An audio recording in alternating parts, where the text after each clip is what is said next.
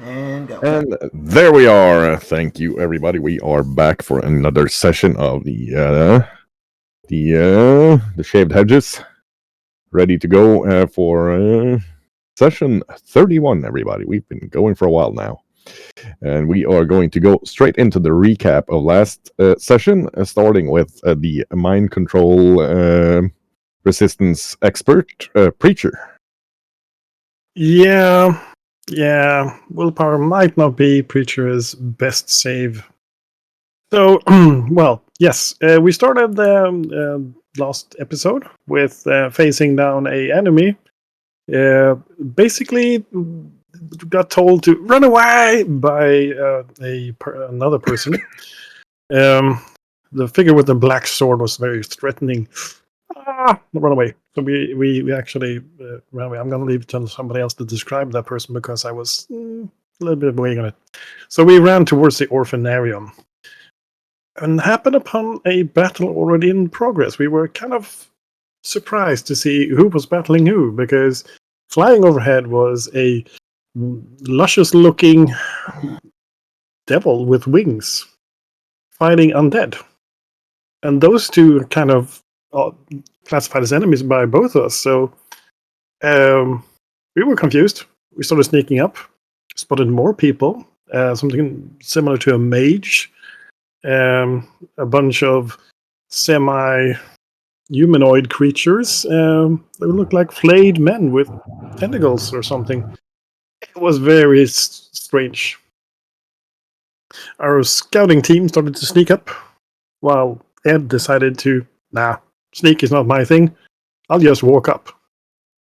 I'm going to let Ed talk about that in a moment, but I'm going to tell a bit more what happened otherwise. Preacher went along one of the edges when everybody was discovered. Sarah engaged 3 people. Estrella engaged 2 people. Preacher had to make a choice. Who to help? I had to help Sarah. And that got interesting. We managed to overcome that particular corner while Estrella was being chased all around. I'm going to leave that to her.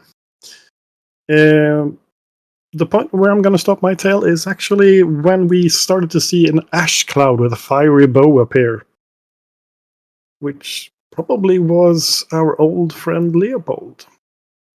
So, after downing one of the fleshy contortion shapes, I bounded over and basically called on Leopold, "You shall know rest" as well.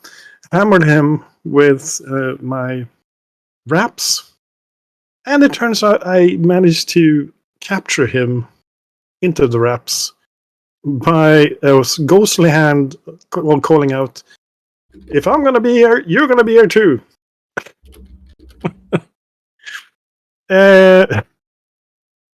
So yeah, that happened. Edamir. Yeah, when you don't know who's an enemy, the easiest way to find out is just to walk up, see who attacks you. Not much to add other than that, Zar. Yeah, so after the sequence that Preacher just laid out for us, we had ourselves a nice search of the area and found ourselves a child hiding underneath one of the dead nuns. They warned us about a bald man that was mind controlling people by looking into their eyes. Spoiler alert, we looked into their eyes a bunch of times. It didn't go well for us.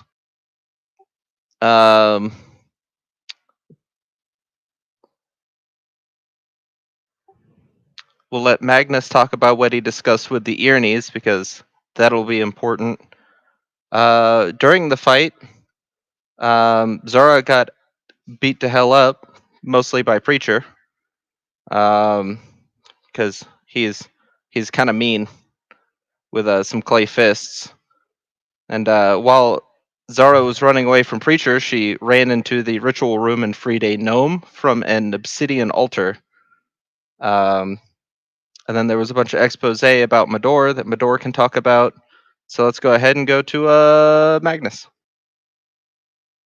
Okay, well, with Zara and Estrella, of tackling more than one opponent at a time, Magnus decided to run over and engage our main opponent that had been facing off against the Ernis, an undead gunslinger whose weapons Marisol was really admiring.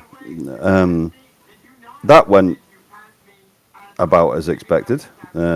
Magnus soaked up rather a lot of damage, but we beat it in the end. Unfortunately, Magnus moved right at the point when Mistrella was luring bad guys towards him. So, yeah, that didn't go exactly as planned. After the fight, Preacher spoke to the Ernas, who offered us a bit of a deal. She wanted him to capture the blood of someone that was conducting a ritual inside the adult dormitory. Some of us weren't really that pleased about this deal, but it got all our health restored, it returned all our spell slots so that we were in good fighting condition to carry on. We've mentioned the child that Mado found. I'll let him speak more about that later. And after that, we went on further into the orphanarium to stop the ritual. And we will let Eodi speak a bit more about that. Yeah, I mean, there was a lot of dice rolling. It was a good time, good fight. The Nosferatu running around, the little blob piles of flesh. At one point, Estrella and I were backpedaling, so I was like tugging on Mador's coattails, like, bro, go over there and tank that for me. Other than that, I don't think I have a lot to add. In reality, I'm curious to see where we're going forward, so I'll throw it to Mador. Yes, well, you filled in some of the blanks. We got into the courtyard. It's where the devil was fighting against the gunslinger. I noticed 3 of the bodies of the nuns. 2 were not the bad ones, but didn't raise a hand to help. And the one that the young child was hiding under was the one that used to stand up for most of the non-humans in the orphanage at the time. I started heading off to the gunslinger because I thought she'd be the main threat, and then it was a little Eodi was tugging on the back, saying, "Estrella needs some help." So I did a complete 180 and headed back to engage the was it 1 or 2? I don't remember. But Estrella was playing a ring around my door while I was swinging at all my she was doing a ring around the Rosie around my door. So I get opportunity attacks every time they move to get Estrella. So that worked out all right. Thank God my opportunity attacks were on.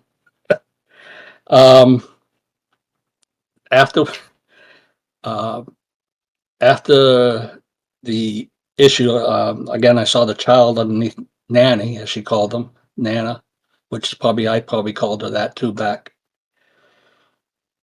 15 years ago. And she explained that the orphans were separated from the adults. The adults were taken to the adult dormitory, and the orphans were taken to the child's dormitory. Knowing that there's more fighting up ahead, I asked her let's get you into a hidey spot, and tell her to remain hidden there until I come back and get her, or somebody friendly come back and get her. So we headed off. I hid her into the kitchen, I believe. Then we headed out again after.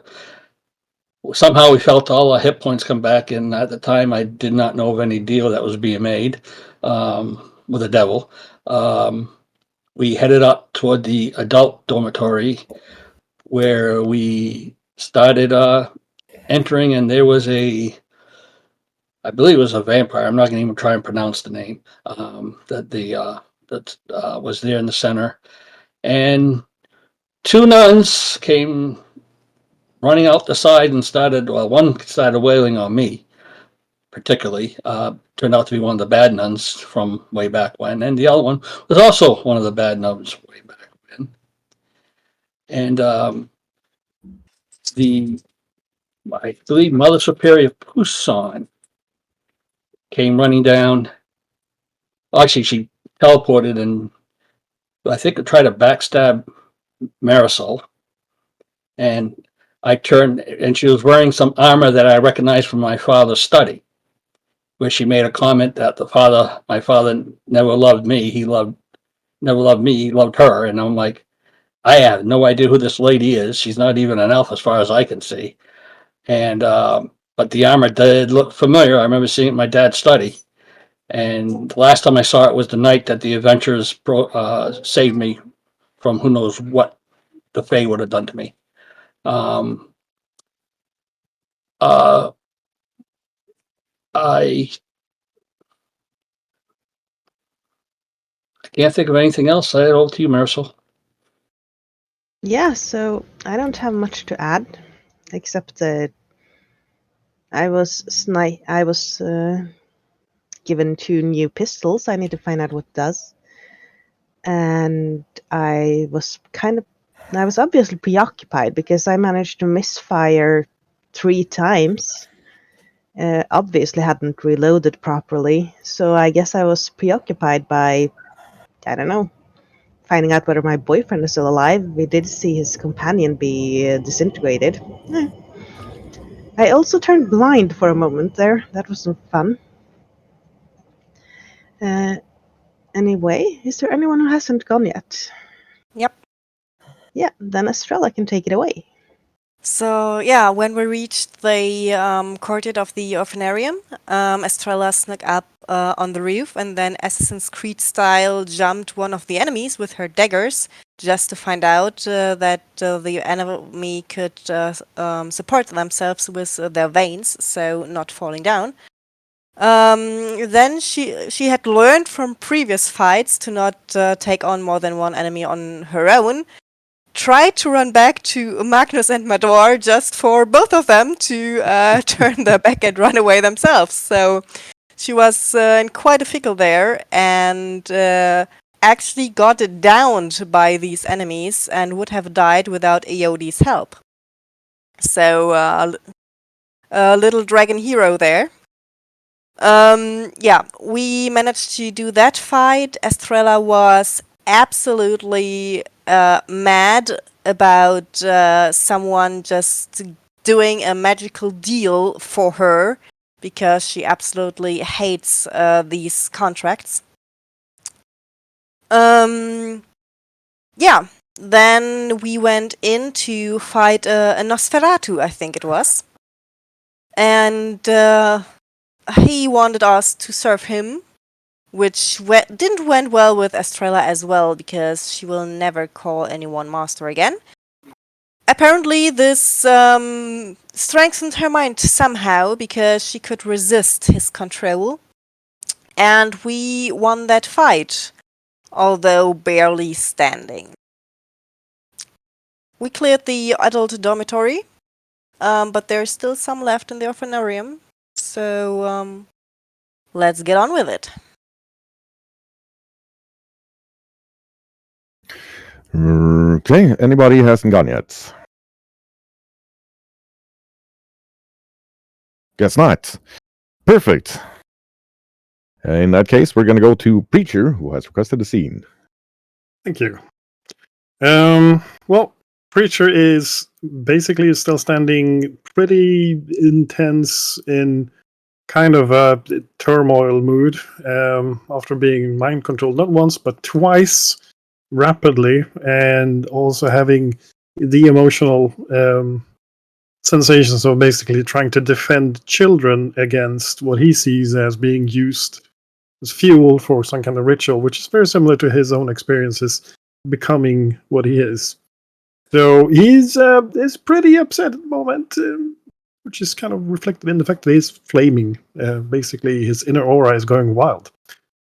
Preacher mutters something and heads over to the corpse of the Mother Superior, I think it is, and basically indicating that he will, with the vial, capture the blood, even if Mador basically said don't touch her. He will touch some suitable body part of her to drain blood. Yeah, better get this deal out of our faces. Right. It will be done. While Preacher and Estrella are standing there, you're all fairly gathered up now. The small halfling lady that was saved by Zara comes walking up. Yes, Mador.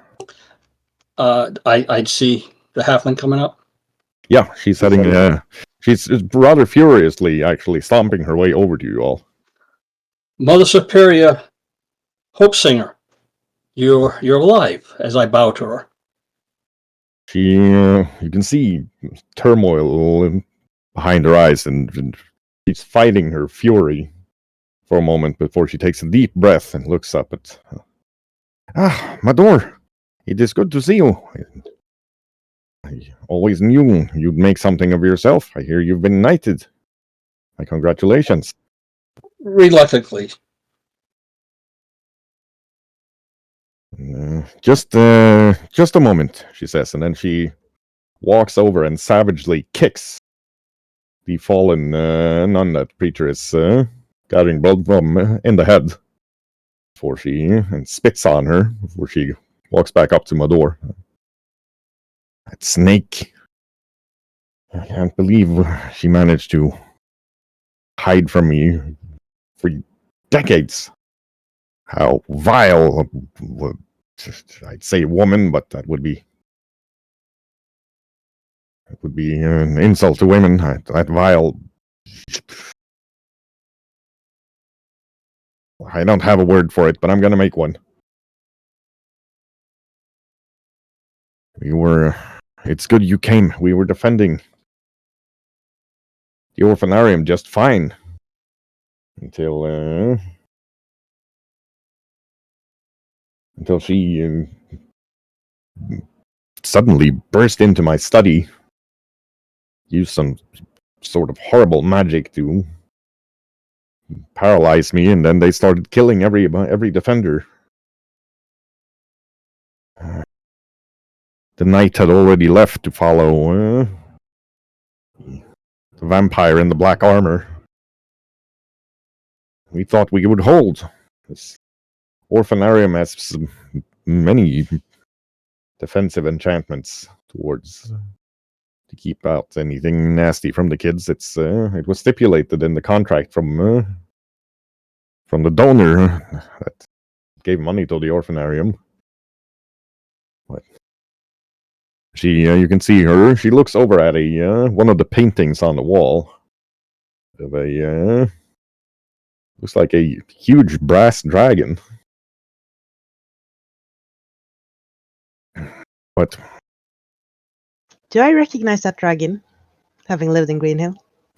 no, it's not a dragon you've seen.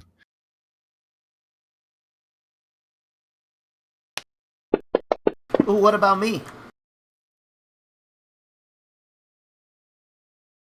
Oh, a 30.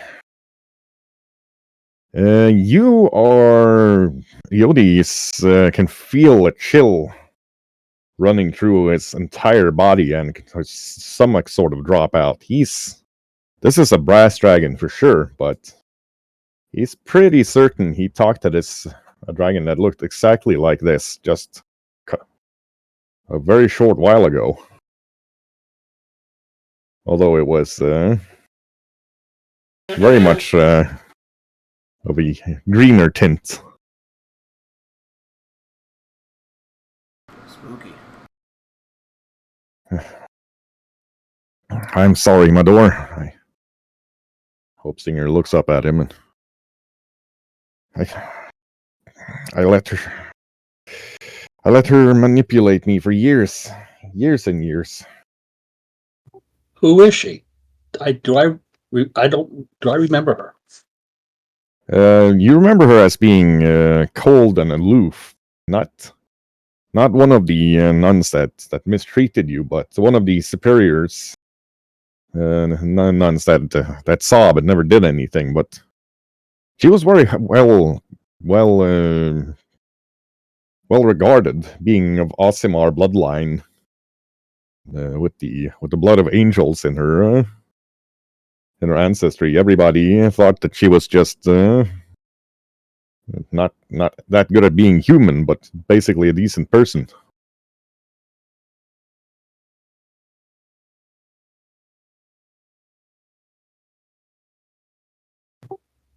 You have any idea how she got my father's armor? Well, when the siege started, I went into the archives, trying to find anything that could help us defend ourselves in the ways of activating the enchantments that defend the orphanarium. Seems your father was granted a barony in the last year before, the incident with you ending up here, and that armor was a gift from the Duke. To him, it's basically your inheritance. But at some point, I don't even know what her real name is anymore. I knew her as Sina, but I don't think that is. I don't know what's real. What's real with her anymore? She doctored the papers for when you were delivered here. You should have just stayed at the orphanarium for a couple of weeks before being delivered to a knightly order for training. So, for almost 7 years of me being beaten by these other 3 nuns, I shouldn't have been there that long. You shouldn't have been here for as much as 7 weeks. I can't give you the life you should have had back, but it seems the fates have conspired to give you the knighthood that you were going into anyway.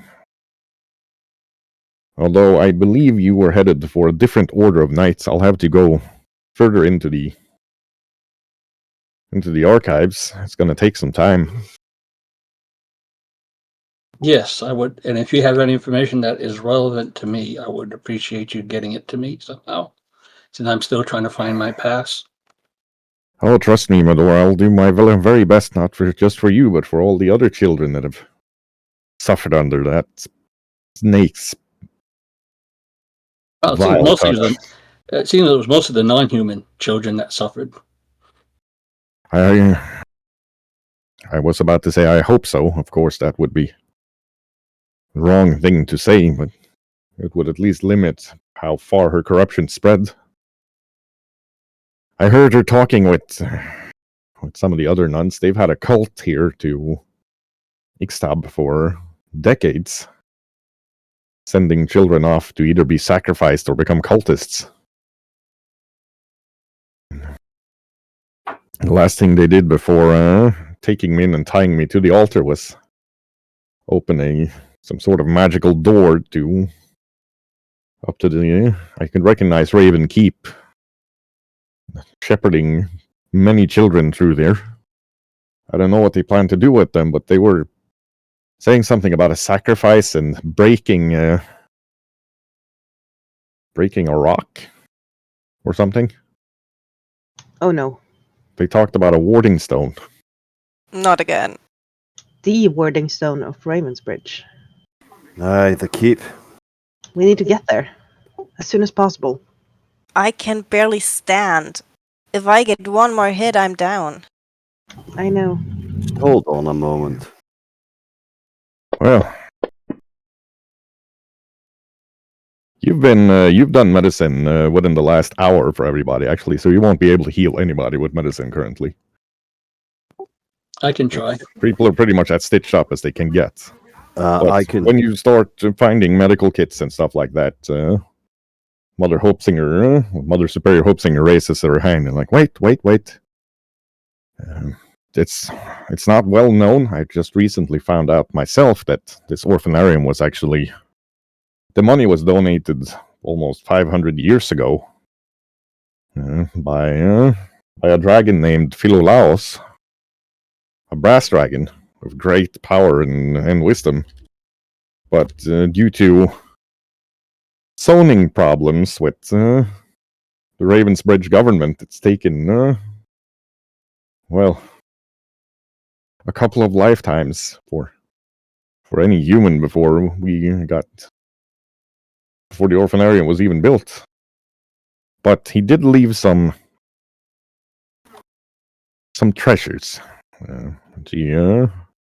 She walks over to one of the dormitory doors and opens it, and you can see it's a steam room, like a Turkish steam bath. That does look very tempting, but I don't think we have time for a bath. Although we could need one. This room is enchanted. It'll heal any wounds in a matter of moments, and it'll give me the time to get this armor off of this lying bitch and ready it for its proper owner. It's very good of you, ma'am. Yeah, the Mother Superior. Well- Mother Superior, there is a young child hiding in the kitchen right now. One of the ones that was under Nanny. Oh my. Yeah. That's what she is. I said that somebody will come and get her. Right now, I would prefer you go get her, since my sights looks like it's toward the keep with the rest of the group. Very well, I'll get her, but I assume you're gonna have more experience cleaning and maintaining armor than I am anyway. I haven't put on a piece of armor in over a century. Not since my adventuring days.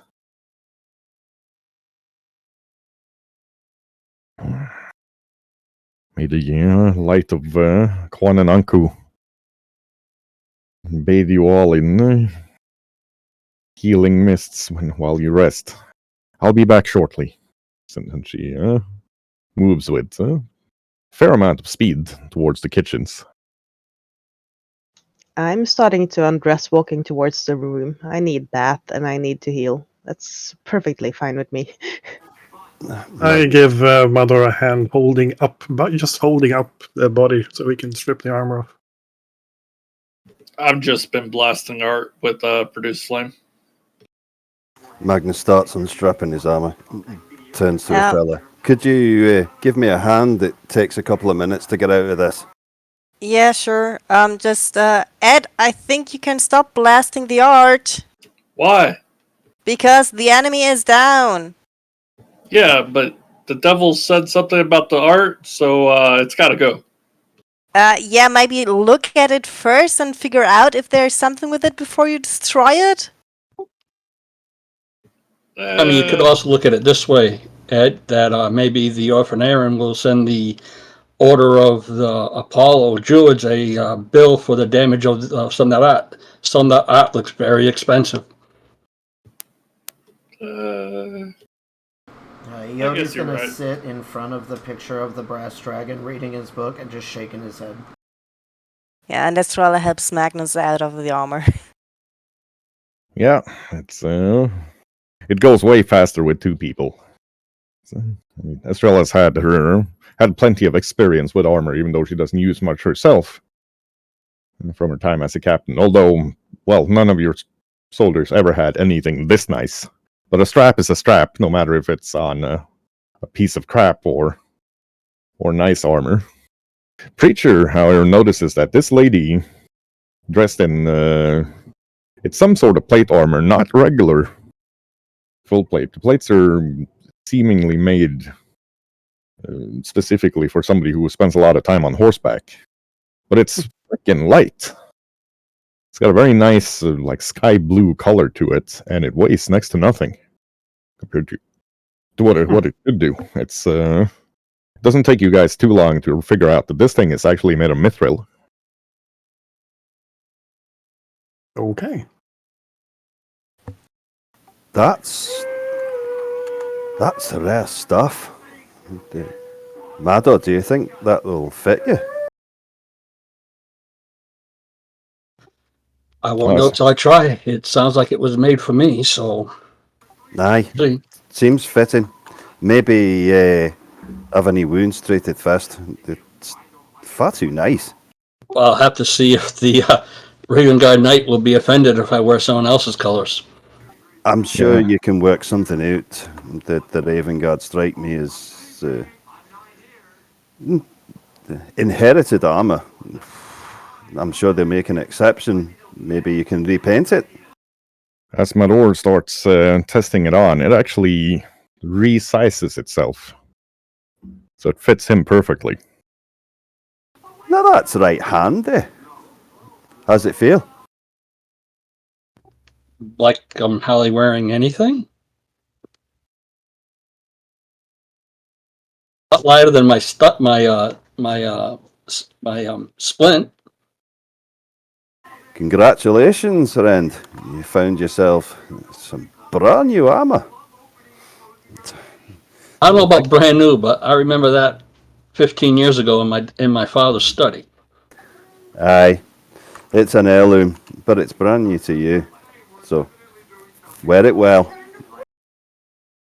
Where's that bath? Right. I'm gonna send you a PM, Mador, on Discord. But when you put the armor on, you actually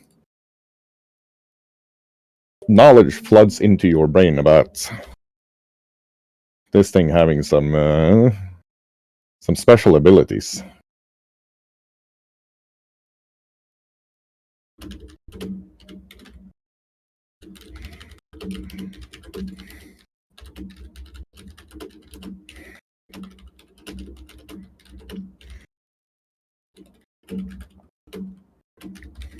I totally don't have the Transformers soundtrack in my head right now. Yeah, this armor is very easy to move in, and fits Mador very nicely. You I'm can gonna take out my glaive and go through my moves to see if it's restricting me in any ways. absolutely not. Unlike the splint mail you've been wearing, which has restricted your movement quite a bit. This armor feels like you're wearing just regular clothing. Although you do notice that there's it's been built so that you can more or less lock the legs into place from the hips down in a saddle. If you were to get one. Okay, that's good to know. And of course, you now also know about the magical properties of it, as the armor itself seems to be telling you what kind of special abilities it has. I take it you just put that into my inventory because I saw my armor class changed. Yep, I just took care of that for you. All right, thank you. Wow. Meanwhile, I'm assuming everybody's getting some time in the steam room Yes. to heal up as well. Yep. So you can remove any damage you've taken. Wounded condition as well? The wounded condition as well. I'll remove that for you. Applied by EOD. No, pretty certain that was not actually what happened. I don't need to go into the bath. I barely got hit, so I'm just reading the book. Yep, fair enough. I'm really enjoying the bat, and then I'm gonna complain to Estrella that my hair is going frizzy. Well, Your hair. I could cut it short like mine. Oh, don't you dare. I have a brush back in my things. You can have it after we're finished. Estrella, you can help it brush it out. Yeah, and if you look at the fox, he's just a puffball right now because of how frizzy all the hair is. I think Ed needs it as well. Ed is so cute like that. He looks like a Pomeranian. Yeah, I think we should keep it like this. No. He does look Yeah. The Mother Superior returns with the child. And the kid is carrying two small bowls. One with milk and one filled with cut up pieces of pork. It looks like that he or she. It's very difficult to say. They placed down in front of, about 5 feet away from Edamir. Yes. And I go and drink the milk. Yeah, the kid is very carefully stroking Edamir's fur. You see He the first really hint likes of a it when you smile. scratch behind his ears. Well, yeah, Edamir gets his ear scratched. And Mother Superior looks at all of you. You can see her smile touching her face before sadness comes back as she sees Smedor resplendent now in his armor. The helmet you're noticing has a hawk-faced visor of more gold-colored than the other blue on the armor, and there's also now starting to show up more gold filigree and trim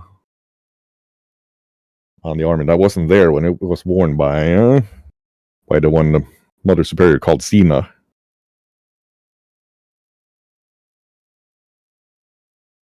Magnus takes a deep breath. You look at that. I feel quite plain now. Oh yeah, this feels so good. Hey Mador, the armor is adjusting well to you, it seems. Oh, yes. More than I could think of. Well, it looks broad on you, friend. It looks good on you. It'd be better if it wasn't metal. We're a bit squishy. We kind of need metal wrapped around this head. Yeah. Sarai's, Nothing a good iron bark won't help. Sarai's belly, he likes his belly tickled. The Mother Superior comes up, walks up to Preacher and says, Are you Champion Grimaldus? No. But he is of my kind. Oh. Very well.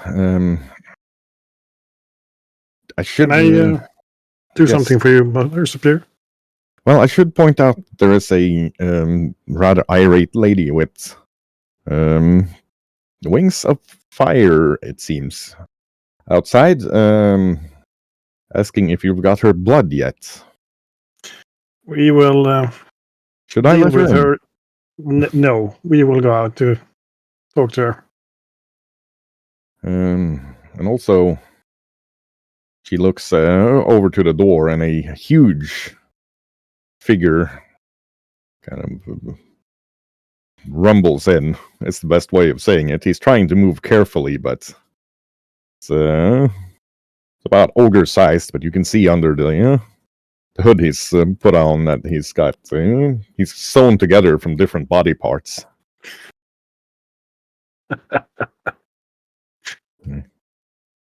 She looks over at him and, come speak to him.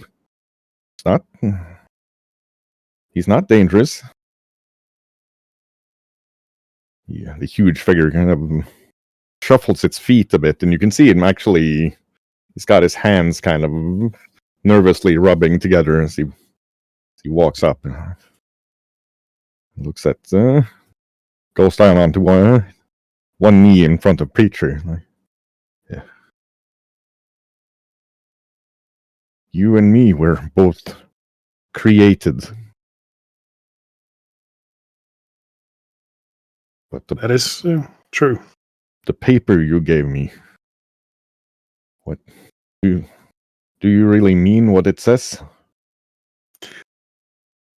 Each of us have a new beginning in our new lives. And even if they are different from before, even if they're just humans, we can find new ways, better ways. Regardless if you choose this path or any other, you don't need to kneel. Stand and rise until you actually can stand on your own, my friend. It's all about finding a good life. There's enough harm in the world.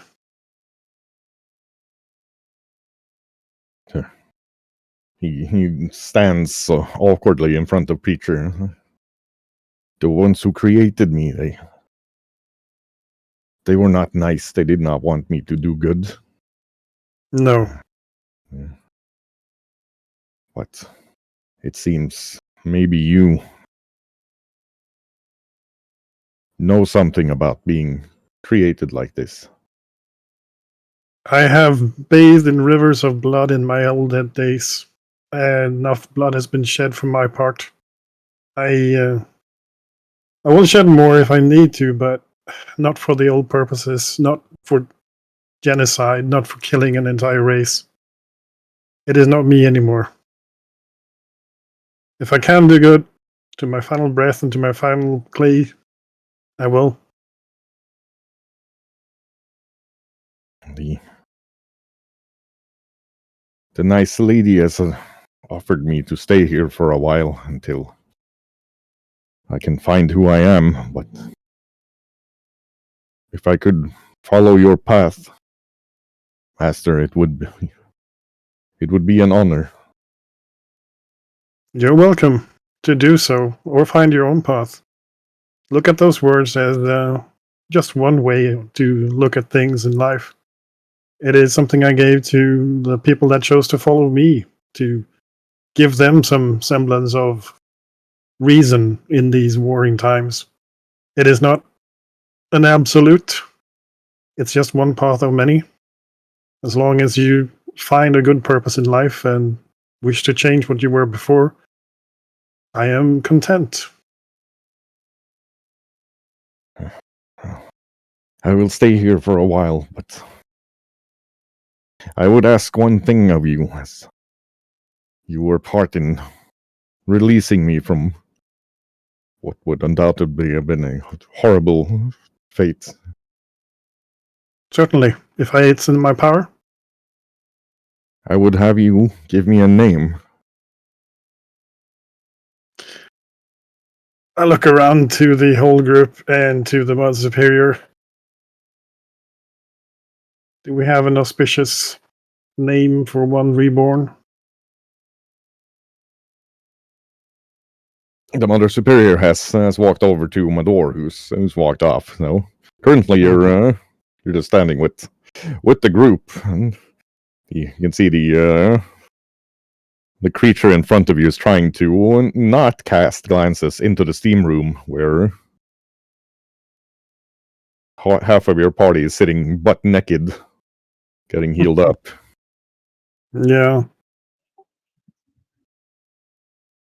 A name, you say? There is one name that I could suggest, but yes, Estrella. Would you prefer a male or a female? I don't know what. I honestly, I don't think I have any of the parts that really make it matter. Then I would suggest Faith.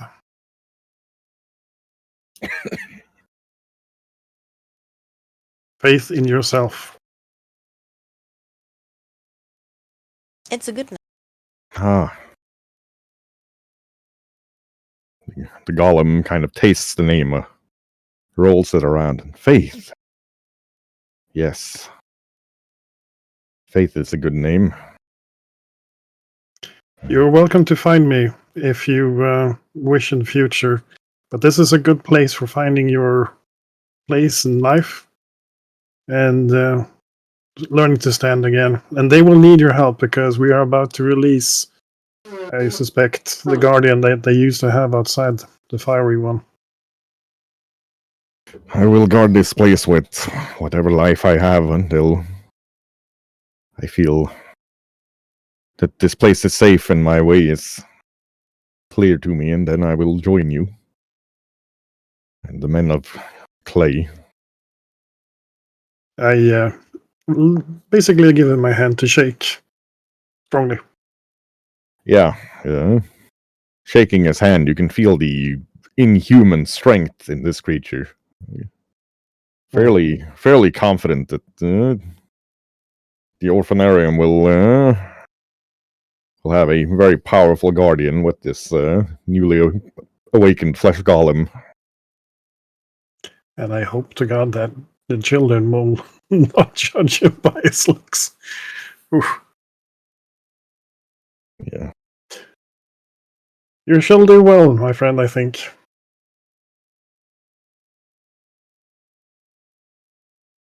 I turn around halfway and looking back into the steam room and asking with a loud voice, can I have some extra backup when I go talk with our fiery friend outside? Aye, just let me get my armor back on. I wasn't the one that made the deal, so nah, you got this. I don't think any battle is going to ensue, but I have no idea what the lady does when she's been paid. Neither do I. That's why I'm defaulting back to my armor. And that's why I'm Wise. staying far away. Estrella helps Magnus with his armor while looking over to Preacher. You did this? You solve it? Yeah, like we solved your issue with that demon master of that we killed, So you stay here if you like, and while we go save the things, and then I march out. Yori closes the book and follows after Preacher. Right. Estrella is getting clothed, but she will stay in the doorway, hiding, but watching this scene. Right. Before that, though, the Mother Superior comes over to talk to Mador. She walks up to him, and you don't know where she got it from, or how how she had the time to make one, but she hands Mador one of the things that at least used to be his favorite when he was a child in the orphanarium: an oatmeal cookie and a cup of tea. You still remember. Many horrible things I weren't aware of, but I can at least give you some comfort. You seem troubled. Is there Yes. anything that I can help you with? When I first come in here, the anger ensued in me from the time I spent here. And I would not know exactly how I would react to all this. Well, my child, she kind of sighs and lights up a pipe. It's no wonder you were angry. You have every right to be. You still did right. You defended the children in the orphanarium, even if you had every reason to hate the nuns, me, the concept of an orphanage. I honestly don't think you had any idea what was going on, Mother Superior. Believe me, I didn't. I would have had her hung if I knew just about the abuses, not to mention of her being a cultist of Ixtab. I still bear the scars on my back from the time I was here. They have not yet disappeared. And of course, the soul itself hasn't quite forgiven. I can only hope we'll prove worthy of forgiveness when the orphanarium is back up and running and this situation has been resolved. But for now, know at least that I see what a fine man you've grown into, and I'm proud of you. Well, I thank you for that. Maybe once the situation has calmed down and we have the opportunity to breathe a bit, you could visit and talk to the kids. I'm certain many of them could need the inspiration. I would love to do that. There's one thing that you need to know. I checked the records. There's mention of this armor being part of a set. There should be 3 other items that go together with it. I'll dig in the library, but As distinct as the look on this armor is, I'm certain you will recognize them if you come over them. Said that it will unlock even greater power if the set is gathered completely. That's interesting to know. In your search, is there any mentioning of my mother? I'll see. It seems Sina, as she called herself, and did much to hide not only your but others, other children's of significances, records and background information. I'll do my best, however, to figure it out. But currently, well, the few children alive here after the undead attacked. Luckily, not so few now that I think of it. Many are holed up in the church, and that's been sealed and warded enough that even I can't get in until the bells of the city ring, the signal for safety again. So, how many children can you that you know has been sent to the keep? Do you have an idea? I know 20 were taken to the keep. I think, sadly, some more were sacrificed by the cultists before you arrived and dealt with them. It's still a minority.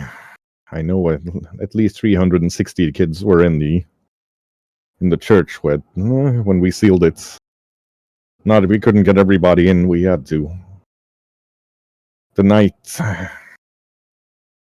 Simret, I can't remember his name properly, things were quite hectic, you see. He was holding back hordes of zombies and spirits while I did the prayer. 360, you said? Yes. Why so many orphans? Well, as you know, many in Ravensbridge go out into the swamps to gather alchemical components and other rare things. It pays well, but it's a very dangerous business to do. Ravensbridge has always had a much higher number of orphans than any other large city in Golden Glens. And I fear after this, there will be many, many more.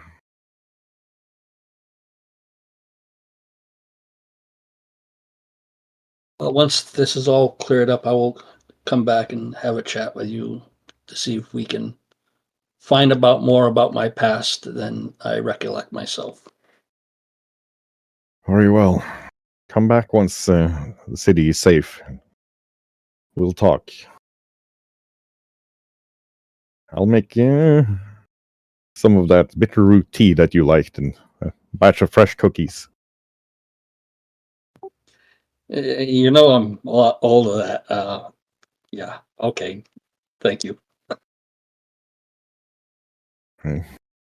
Right, so Preacher Magnus, EOD, Estrella, heading down to the outside. You come out, the Isabel flies down. Do you have my blood? I do. Hmm. And with this, our contract is done. Absolutely. She holds out her hand. And no hidden clauses. I hold out my hand and basically wait for it to affirm. My dear Clayman, I'm a devil, not a lawyer. I have some standards. I handle the vial. She takes the vial with an evil grin like this. Her soul was definitely not going to escape her just desserts. You can see the vial starts to burn with a almost black fire in her hand.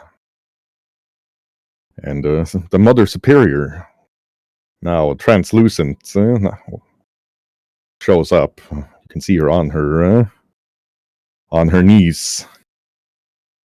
You don't see who she's talking to. You can just see parts of a throne, it looks like, made of gold and gears and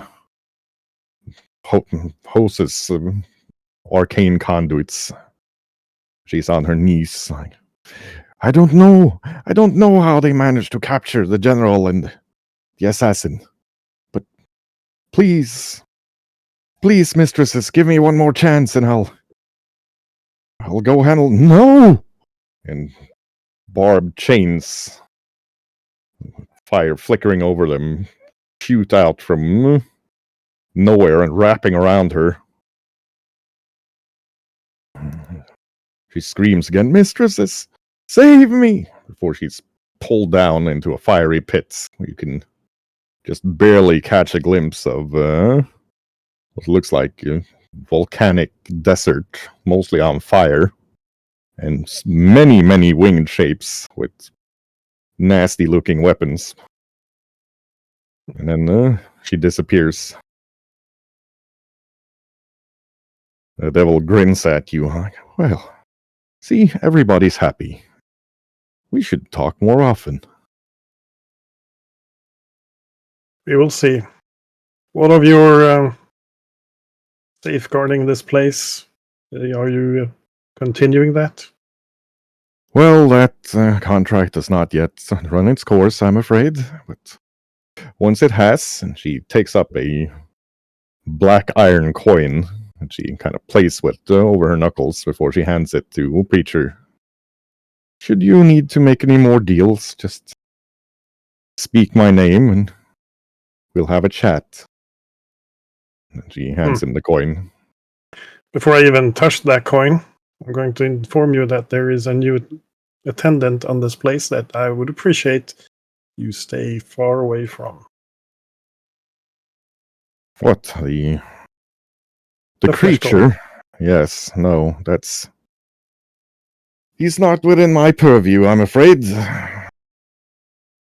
And trust me, such a banal creature as him, I have no interest. Then I will carry your coin, but I don't suppose I will ever use it. I bloody hope not. Well, we'll just see about that, won't we? She gives Preacher a grin before she flies up into the air again and sees her loosing arrows of fire at the odd zombie walking towards the orphanarium.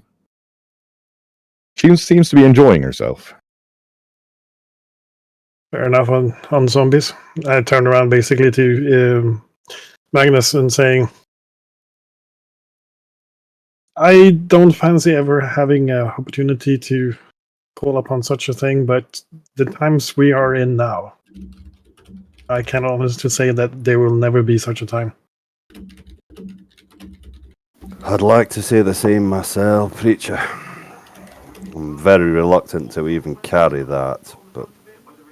I am damned enough as it is. If my soul isn't already bound, yeah. I tucked the coin away, not in my bag of holding. No interdimensional space for you. Make sure you keep that safe. Oh, I will. I hope it won't have an effect on you. I'll be speaking to Yodi about this. Yodi, are you close by? I actually am standing right with you guys, yeah. Yeah. How do I best keep this from any kind of influence? Well, you could give it to Iodi. Certainly. Do you have a means of keeping it safe, hidden? Iodi could keep it safe and hidden, but I do not think you have much to worry about this. Then I hand Yodi the coin. I would also like, at the first opportunity, for you to have another look at these wraps, because there are things going on that I need to know about. I could take some time to study them, but I do not know if I can tell you more than I already have. There are new powers emerging here, and obviously I've stored our old souls, friends' souls in here for some reason or how. I don't know. This is strange. It is a thing when we have more time, Master Preacher, that we will look into. Absolutely. Okay. Next, I look over to Marisol. I have just gotten out of the bath, damp clothes, but they're clean, and my hair is still very frizzy. Right. I'll turn back in and actually see if I can find Marisol.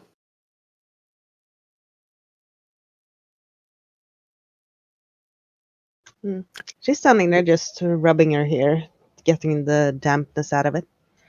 The deal is done. I received a coin of the damned and the ability to call upon this one. The Eode is holding it safe. I judged the Eode to be less susceptible to temptation than most of us. That sounds prudent. Next in our plan of action, The keep, obviously, and she steps We out of the need to shadow. get to the keep. the devil is already on guard again. Apparently, that contract is still running. Well, we'll need to make sure there are kids to protect them. Indeed.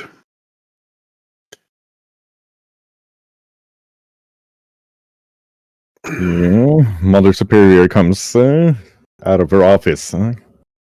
Well, if you're going, please.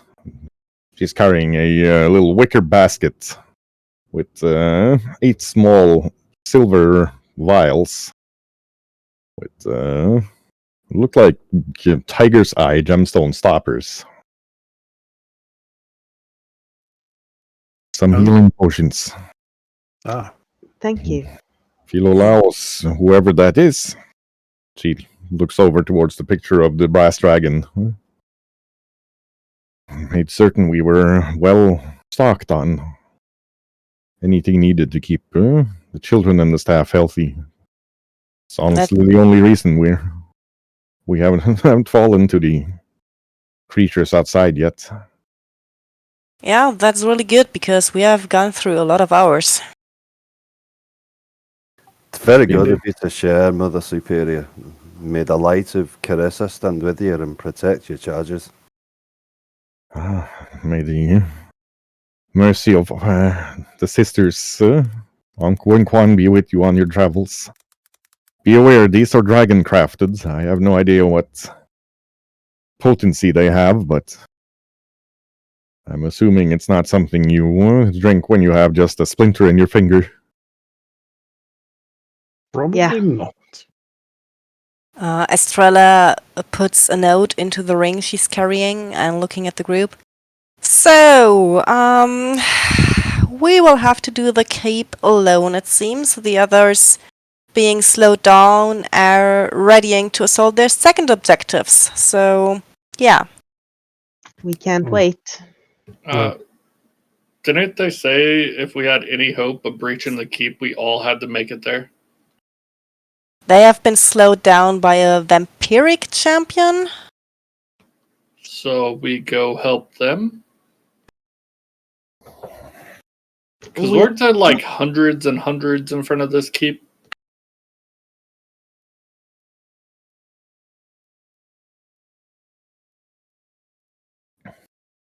Look, we have to try.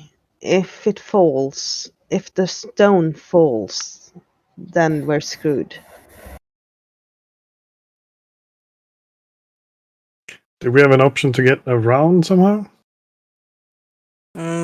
Last time when we prepared for this, we said we had to go over the walls, over the roofs. There is no way to slip through here to another lane. Let me rephrase that. Can we fly over them? Some of us have acquired the ability. Perhaps there's another way. Mother Superior, you said that the betrayer had people taking children to the keep through a portal. Is that portal still standing? Well, the mirror they used is still standing. It hasn't been broken, but... Oh... Gee. Well, it could be worth taking a look at. We do have some interesting knowledge between us. And she looks at Iodi and Zara. Aye, perhaps it's dormant rather than closed. It's worth taking a shot, isn't it? Or what do you think, Sarah? Oh, absolutely worth a look. What's the worst that happens? We have to walk anyways. Exactly. I Could you show us the mirror, please? I could create a dimension door in there. So you're talking, you hear clattering of boots and weapons out in the courtyard. I go outside.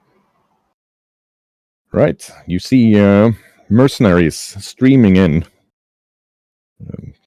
Archers and crossbowmen getting up on the walls around the orphanarium. Both pikemen and swordsmen and taking up positions inside of the gates. So,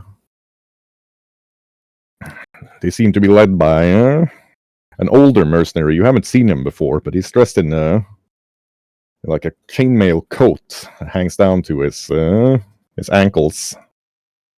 Wolfskin cloak. He's standing with a two-handed sword of some sort, pointing out positions. Pretty long gray beard, standing every which way after the fighting. And an eye patch over one of his eyes. You can see he's taken a lot of a lot of fighting from just the damage to his armor and the arrows sticking out of his shield. Well, seem to be made of bone. He looks up at Marisol and like, "Oh, Captain Barlow. My greetings from Captain Walther. He's heading up with the rearguard and the men of clay." Fantastic. So, as far as we know, we have cleaned out this orphanarium, and it just needs protection. We'll have to move on. Well, Captain, we'll hold it. We were slowed down by a creature with a black khopesh. Yeah, we saw her. Her fighting... I haven't seen that type of swordplay and magic before. But... yeah. The Clockwork Knights seem to be equally matched in skill. And once they... well, basically destroyed the tenement building and moved over into the other lane, we had the opportunity to move up. We'll hold here. Don't you worry. I may be old, but I've held a keep or two in my time. I have no doubt about it, sir. He takes his helmet off and lights a pipe. Yes. Preacher walks closer to the gentleman in question and kindly asks, if you happen to see one of the men of clay or their Sergeant Ebert, would you mind telling them that there is a recruit inside the monastery here, the orphanage, and also be careful. There is a flesh golem here that is actually the recruit in question. He is not an enemy. He has agreed to keep the place safe. Very well. I'll pass that on.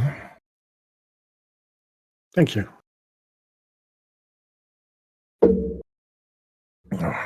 Meanwhile, I think you should keep the momentum going. Once you've gotten the initiative over the enemy, it's a silly thing to give it back. Agreed. Oh, absolutely. We're just going to check out the magical route first before walking. Oh, magical, you say? Well, I should expect as much, I guess, from the Night Thorns themselves. You're making quite a name for yourselves as mercenaries. I hope we can work together one time. Less silliness than this. You hear almost a sonic boom from inside as Iodi and Sarah manage to force the portal up. That sounds like our doorbell. I'll talk to you later. Have fun might storming wanna the castle. You might want to station a couple of guards near the mirror. I'll run off. Don't teach your dad how to fuck. He turns off and starts ordering guards here and there. You catch the glimpse of a gold coin embedded in the back of his head. But the portal is opened. I'm running towards it. Right, Iodi and Sara are looking very epic. They're standing, pouring magical energy into it. I assume all of you are going through. Yep. I'm gonna follow Preacher inside. I'm assuming he is quicker than me. Yep. Yeah. Staying close to Magnus. You find yourselves inside of a castle, but, well, the roofs are probably 30 feet tall. You're in a very thin hallway, but very, very nicely decorated. Obviously, this is where somebody of great wealth and power lives. Yeah. The chandeliers and candlesticks are mostly silver or gold. And the roof, even now, is mostly clean, although you can see muddy footprints from pretty much exactly where you came. As Preacher comes rolling through the portal and comes up in a heroic kung fu stance before looking around.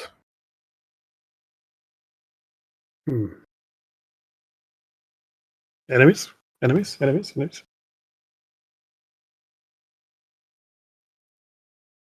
Oh. Yep, seems like the map is showing everything right now. That's just how life is sometimes. But of course, you can't see any of this yet. Fancy grounds maps are weird with line of sight sometimes. This is obviously one of them. So we're standing in a corridor. That you are. Okay. Can we have a bio break before we start the fight? We can take 10 before we start rolling dice in anger, so people get to get coffee and bios and snacks and that sort of thing. Thank you.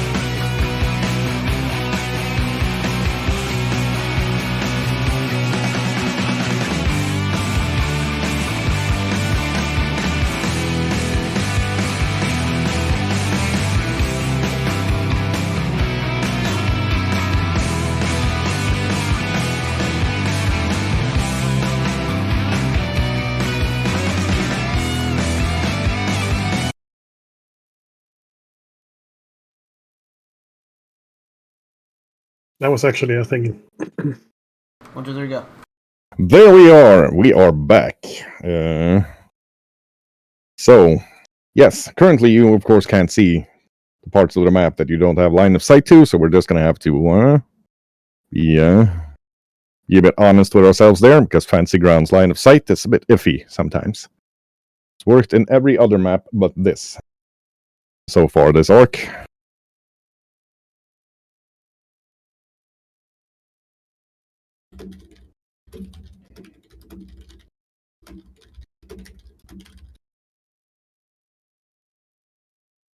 Okay, the moment we have stepped through, I'm gonna hand Eodi a golden coin and say for the horde. For the horde indeed. Suddenly a Tauren somewhere feels happy. Okay, what else are we planning on doing? Well, obviously Estrella is taking the shadows again. Right. In that case, we will need a stealth roll. Yeah. And also, just before the break, I had a 34 on perception. Right, you're fairly certain you're super stealthy. Where are you planning on moving? I am moving as long as my perception hasn't told me anything else yet. I am first moving over to this column over here. Sneaking. In that case, you can see two zombies that look a bit more spry than your regular zombie. Moving with a purpose. Standing, and there's also a it's not a zombie. You've never seen anything like it, but it looks freaking terrifying in the middle of the line of zombies. You don't know what that is, but it looks like it's gonna be fast moving, that's for certain. The way it's twitching and moving. Estrella is gulping and just ducking behind this column. Yep. Sarah has moved back to the door. I'm gonna put my ear to it and see if I can hear anything going on the other side of it. I'm pretty certain you can hear fighting in the distance and the muffled groans of very many zombies on the other side of that door somewhere. Not too far away.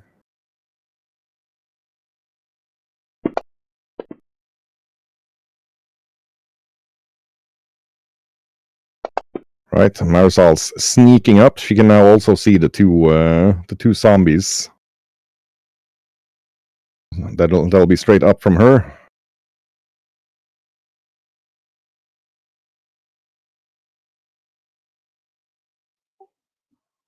Anybody else want to do anything, or are we passing the movement back to Estrella? Zara would like to try to wedge this door shut. Mm-hmm. I'll move up behind Preacher. Yeah, what kind of... Well, Sarah, I'm going to give you a roll on your smuggler, actually, or underworld, to wedge that door. It's not the first door you have to wedge while trying to keep silent. Being of the somewhat more criminal persuasion. Pretty certain that ain't going nowhere anytime soon. It's made to be able to be barred, and Sarah finds some odds and ends in her backpack she can use to tighten the door even more in the door frame.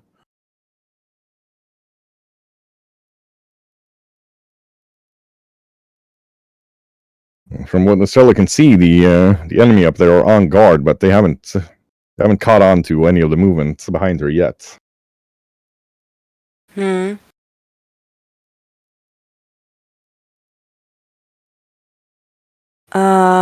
Estrella is sneaking back to the others, trying to still stay in cover behind this column, but being able to whisper to the others.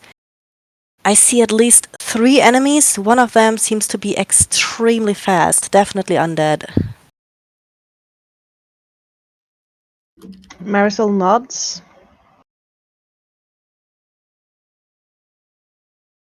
And she is exchanging her dagger for the Vina Versus. So she's readying that.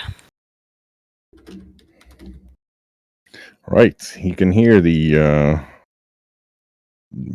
unpleasant hissing talk of the undead up there. The voice sounds vaguely female.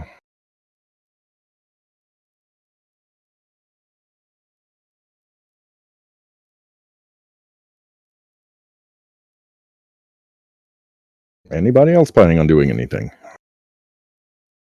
You said the ceilings are 30 feet up? Yep, roughly 30 feet high.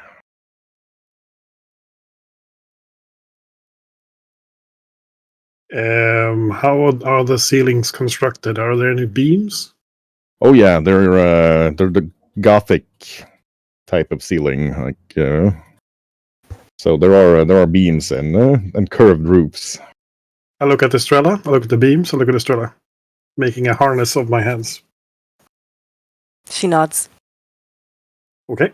I launch her up into the beams above.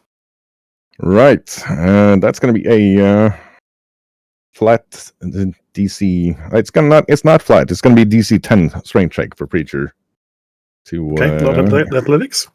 to give Estrella a DC 15 athletics roll. Preacher is more than strong enough.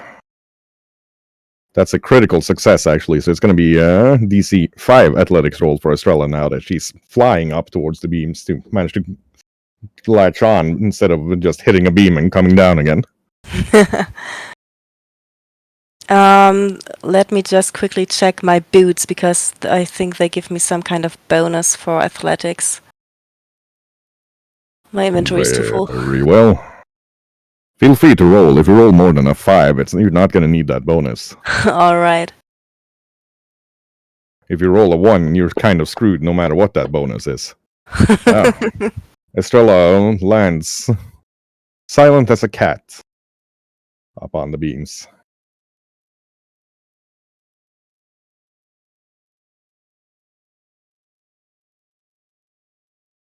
I look over to Marisol. Do you want the heavies to sneak up on the pillars as far as we get and then engage? Yeah, and I think I also will have a very good shot from up there as well. Right. I make another syrup.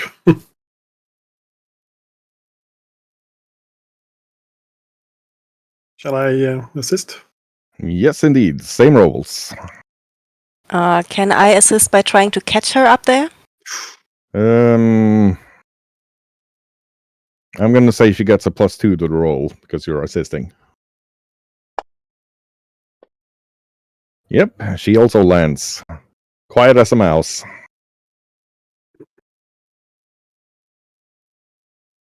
So Estrella and Marisol are up. You still can't see past the 2 rooms on to the north of you because they're built the entire way up. Magnus inches forward into the space left by Marisol next to Yep. me. He's surprisingly stealthy. But as Zara is inching up, you hear a hiss from the undead, and they start moving up towards you. I'm gonna shoot as soon as one is in good line of sight. Just sitting down on my knee and aiming. Takes us over to initiative order, and it is Estrella first. Estrella is just sneaking up on the beam further forward until she is about on the corner here so she can look around. It's going to be a DC 10 athletics to jump from beam to beam. They're spaced pretty close to each other, but still. Okay. I get a +2 item bonus for jumping. Go ahead. I'm going to move you into... So you're in a full square. So there 25. We are. Estrella can now see all of the creatures. Towards the far northeast corner, she sees wights with bows. You faced these creatures before. Know that they're pretty dangerous. She sees a wight of a type she hasn't seen before, with a black sword, actually with black smoke misting out of it. Seems much more heavily armed and armored than any wight she's seen before. And she sees two undead orcs that are looking very, very agile as they move around. In addition, she can see up by the doors two former Raven Guard knights, now undead. And they are guarding what looks like an old friend of yours that's just started opening the doors into the hallway. A tall, purplish giantess with a huge, wicked-looking side. Of course. Brick. Right, so that was one action moving up. She scanned the room. What else is she planning on doing?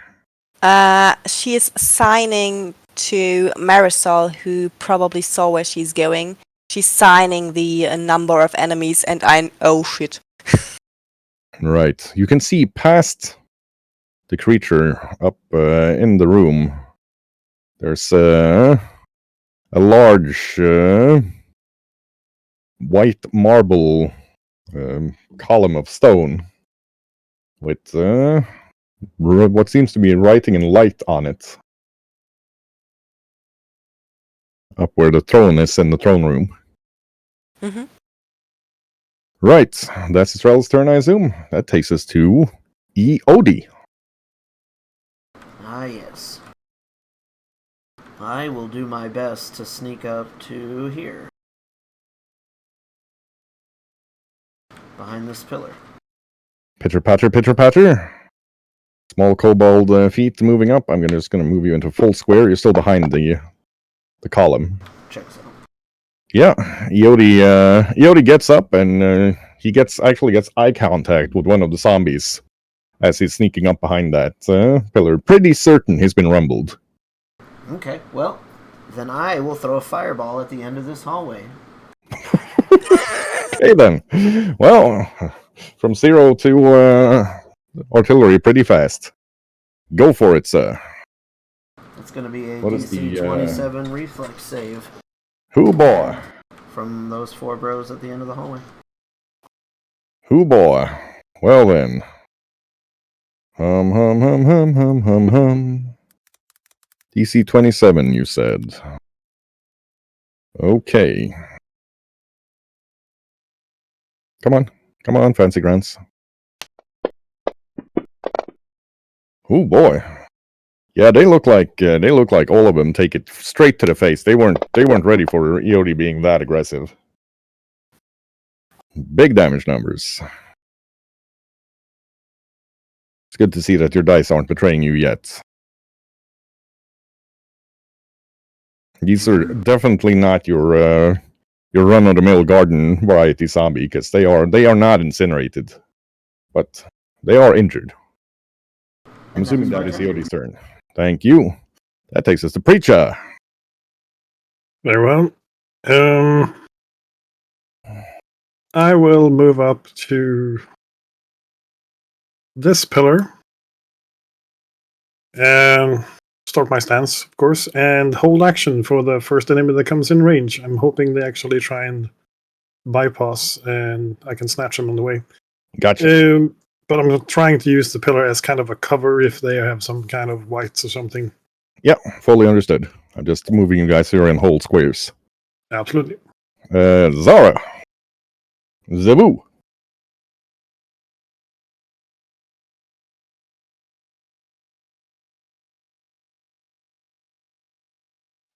Zara is going to move here. All right. I'm going to do a esoteric lore on the new guy. New guy. Right. Give us an esoteric roll. Yes. Esoteric lore. There we are. That is, as the spirits tell you, a new type of undead. sort of horrific creature you get if a resurrection has gone completely and utterly wrong. Which in itself has some pretty nasty connotations if resurrections are no longer fully reliable. This thing, they are barely intelligent, very mostly just pain and anguish and rage. The usual undead immunities, death effects, disease, paralyzed, poison, and unconscious. This thing, however, it does have a weakness towards resurrection spells. A resurrection spell could potentially completely destroy it. But other than that, it's difficult to take down. It needs to be either burned or disintegrated, or it's just going to get up again.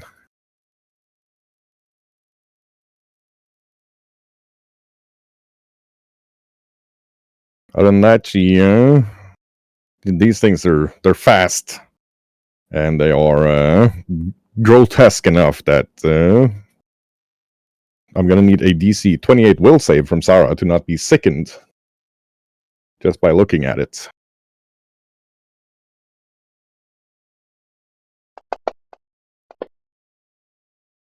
Nope. That is sickened 1 onto Sarah for 1 turn.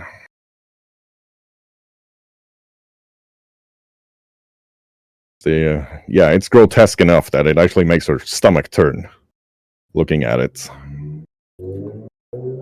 For her last action, she's going to put the shield spell on herself for a +2 AC. Gotcha. Yelling out, the strange one in the middle is weak to fire and life-saving spells. Right. The white commander moves back here and raises its shield. And then it points at the general direction you're coming from and shouts out, puts definitely orders, but in Necril, so none of you can understand what it's saying. Edamir. I will move up to there.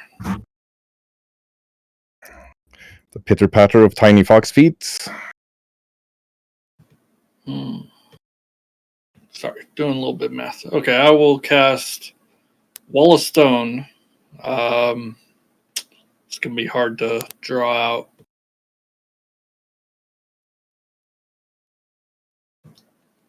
So it's going to go there, to there, to there. So down, that's going to be a basically walling in. Ah, interesting tactic. And then it's going to go up above and basically just make a full box on it. Right. Interesting. Well, that's going to make life more difficult for the opposing force for sure. Doing some math, let me see how much distance that is. That's 10.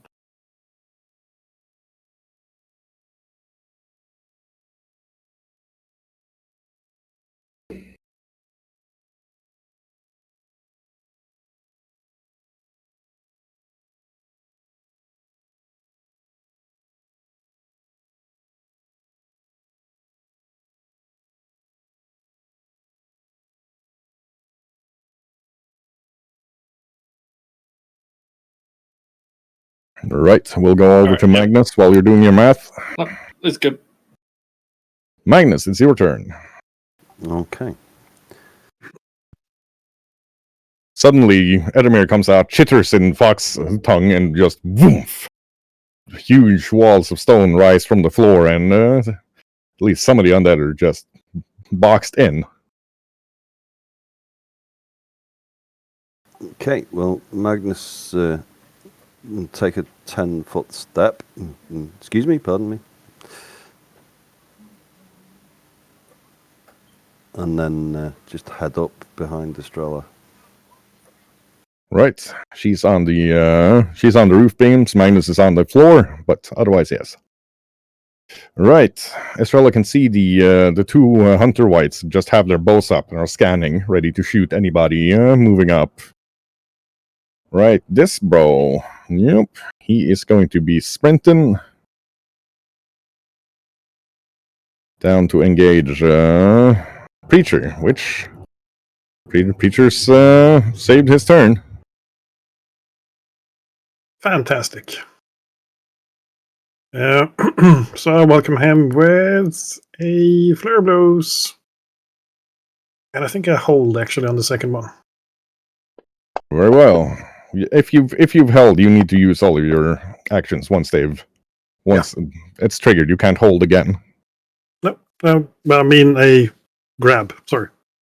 Right. Yes. Grab on the second one. Not a hold. Yeah. I also speak Scandinavian. I understand what you meant. That is 2 hits, sir. All right. Damage coming in. 1, 2. Bonkety bonk, baby. Yeah. This thing takes some furious blows from Magnus, but it's not going down quite yet. He does manage to grab hold of it.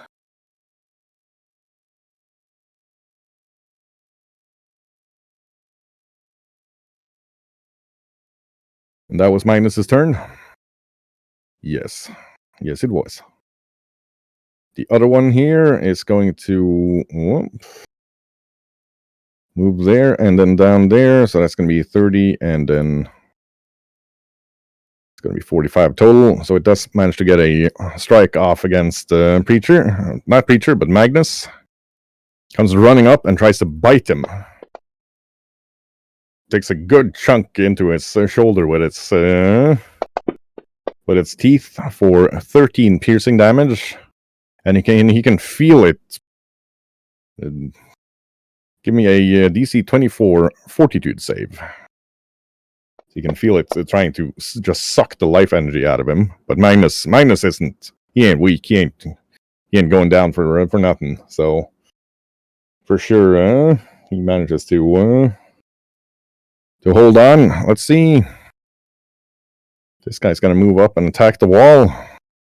The wall is a AC 10, AC 10, hardness 14, and 50 hit points.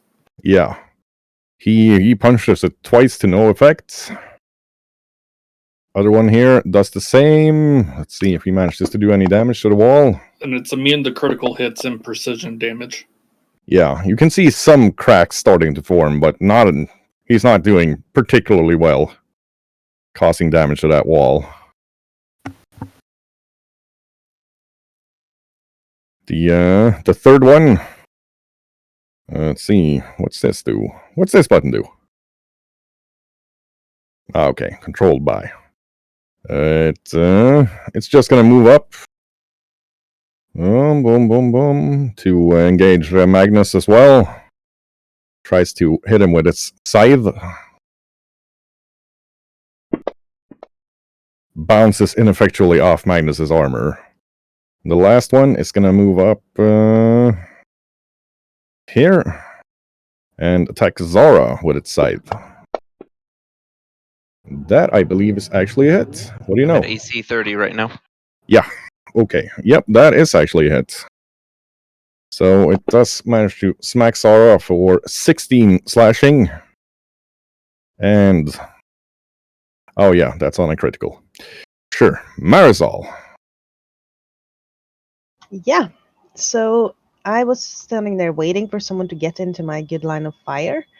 And now that my spotter is pounding one of those brawler dudes, I'm going to take my shot. Gotcha. That is 37. Is that a critical? With the Royal Slug Rifle. So that's boy. 48 plus how many dice did he do? He did 8, so plus 8 more, so 56. Yeah, she shoots a huge chunk out of it. You can see it's actually bleeding a bit. Yeah, those last 8 damage are also bleeding damage because no wait, it will be these two d6s as well. One Yes. moment. So 3 persistent bleeding damage as well. Good shot into that creature. For sure. Any And more I'm gonna actions? shoot one with more. Yeah, go for it. Ooh. Holy carp, that's another critical.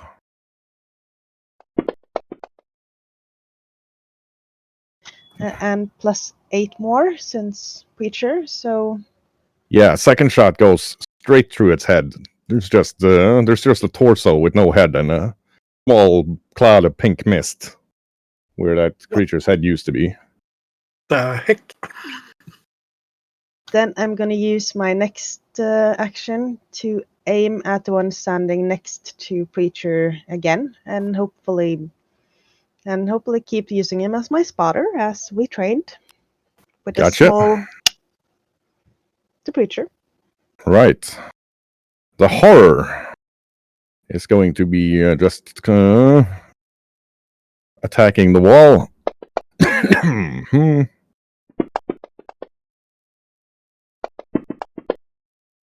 You can see some serious cracks starting to form in the wall where that creature is pounding on it.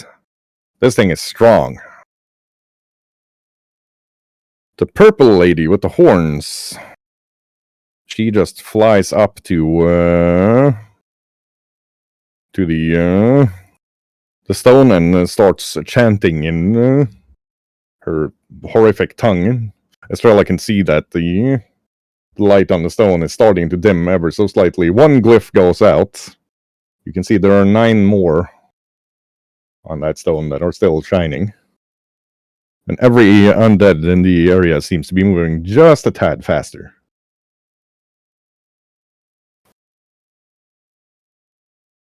Right.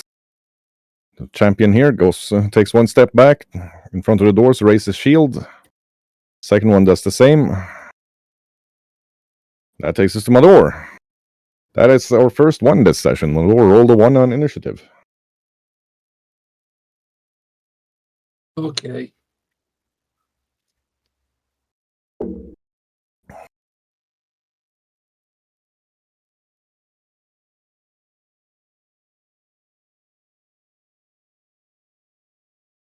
I'm going to move up behind Magnus. Gotcha. 15 and then, yep, 30. That's going to be two movement actions. And I'll swing on the one in front of him. Yes,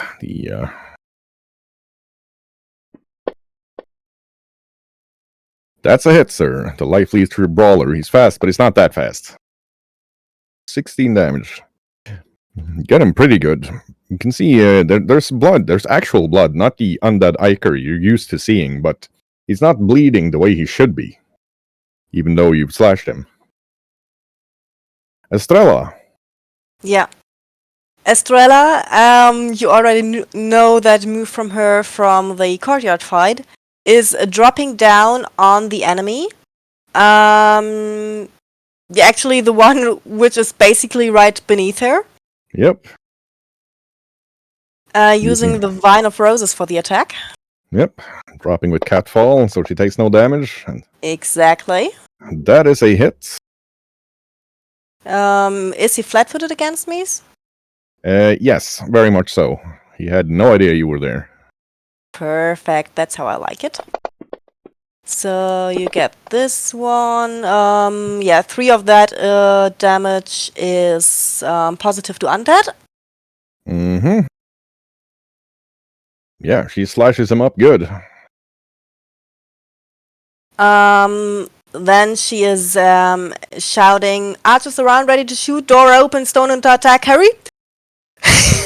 Whatever Okay. she can bring under in 6 seconds. And it's going to attack a second time. Very well. That is a miss. With flanking? Damn it. Alright. That takes us to EOD. Wait, dropping down 2 attacks? Okay, yeah. Yep, that would be 3 actions. I would like to move behind Preacher. Yep. I will do a Ray of Frost at the life drinker, bro, between Magnus and Estrella. The life leecher. Yes, indeed. Yeah, that.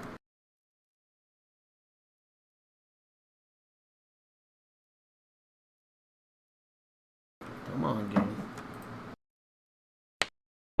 There we go. Perfect. Oh, boy.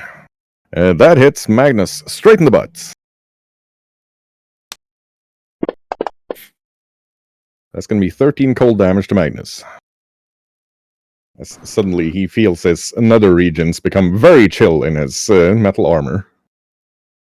There's a sort of yodeling sound out of Magnus, like. That's my turn. Very well.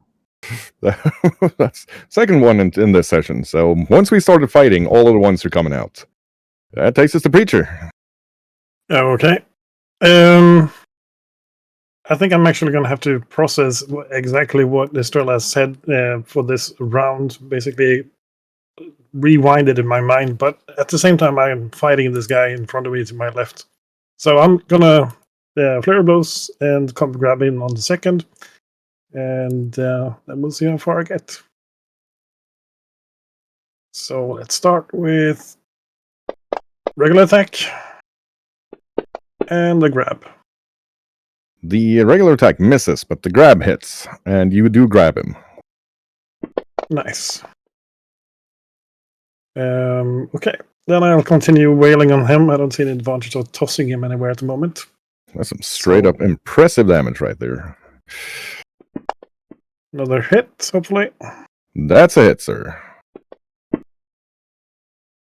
And last strike. My mistake. The first one was also a hit. This is not the deathless one you're fighting. So another damage on the first type of attack. Yep. Did the last strike hit? It did. Then you're getting this as well. So good luck summarizing. +3 for persistent fire damage. Yeah, with the aura. With the strikes and the aura, Magnus just pummels the thing until the necromantic energy that's holding it together just gives out and it disintegrates into ash from his aura of being all fiery. Takes us to Zara. Zara's going to touch herself in the nose with a wand of blur. Gotcha.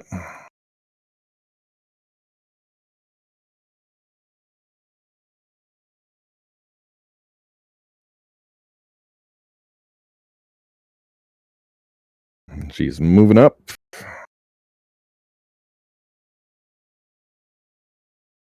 And then she's going to move there.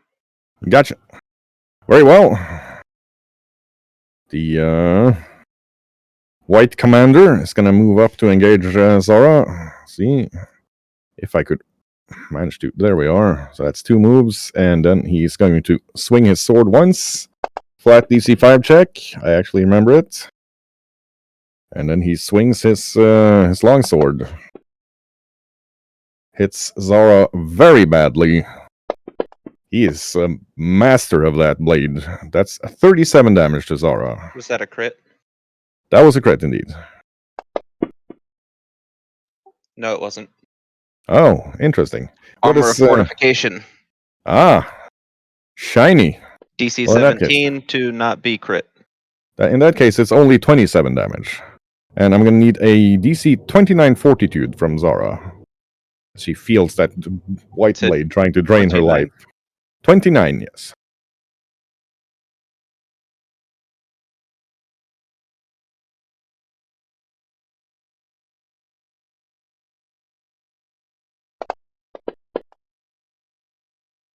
Nope. So Zara is now drained 1, but the second is gone.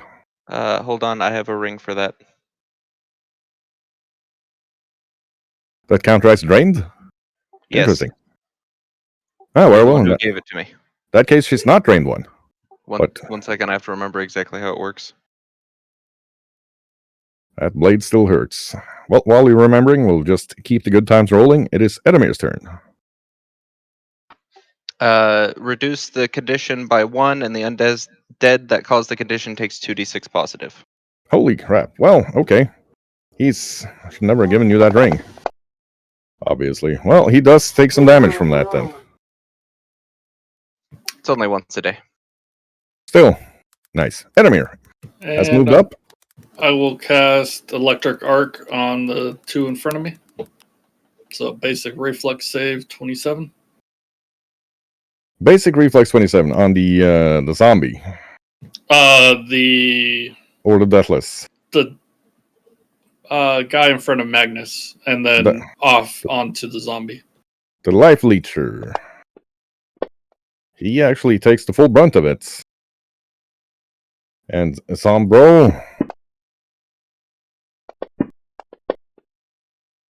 Sombro takes double damage. That zombie, it just goes ikity as it's really electrocuted. And that'll be my turn. Good. That's Magnus then. Okay, well, Magnus will wail on the life stealer.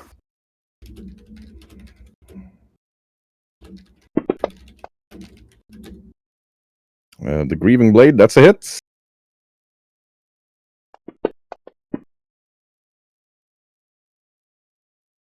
And again. That's also a hit.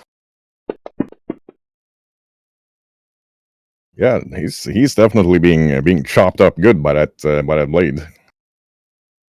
Okay, and his last action is going to be to try and grab it and immobilize it.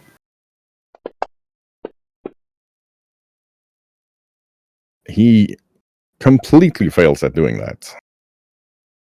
I thought he would. That's my move.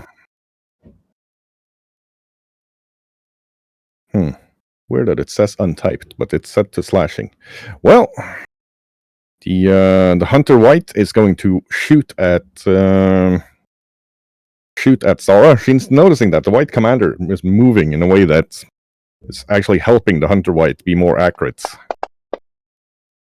Oh, that is a critical. You got anything Did you roll interesting? your flat 5 before you rolled that? Of course I did. No, I did not, but I did now. So that is one critical. And a miss. And another miss. But she is hit for 32 piercing.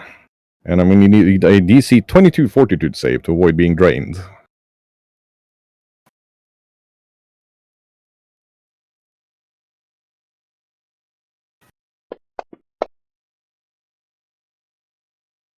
Just not Zara's day. Is that ring still working, or is she actually drained Once this time? a day. Once a day, gotcha. That's drained one on the Zara. The other Hunter White is also going to be shooting at Zara. Wow. 2 natural 20s in a row on the first shot. That's impressive. That's a critical. And that is actually a hit. And a miss. Did you roll any of the flat 5 saves? Of course I did. Actually, that second hit, just hits the blur. But the critical still hits.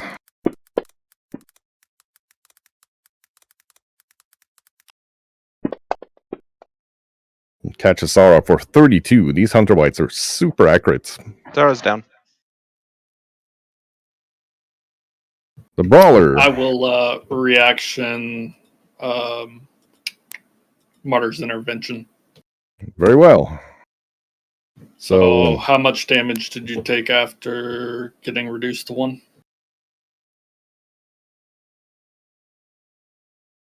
I'm going to let Zara figure that out.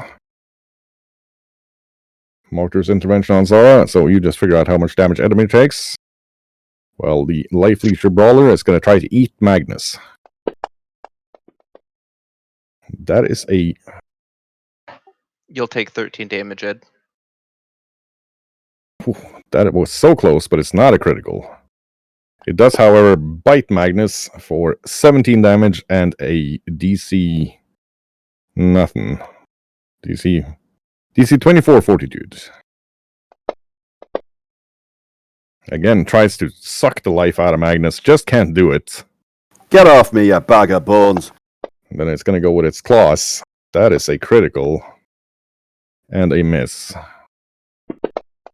However, it gets Magnus for 35 with the claw, in addition to 3 persistent bleed.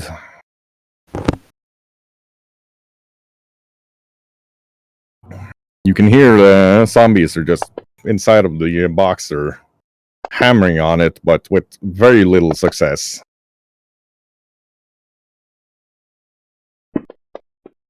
They're straight up not getting anywhere with that.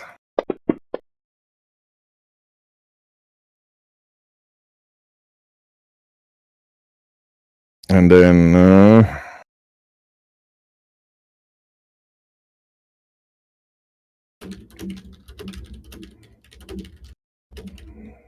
I may have misremembered how blur works. The zombie next to Magnus is going to turn and attack Estrella.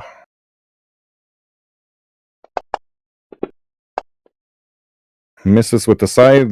All right, then when he misses, I'm doing a sidestep, redirecting his attack to the zombie next to him. Very well.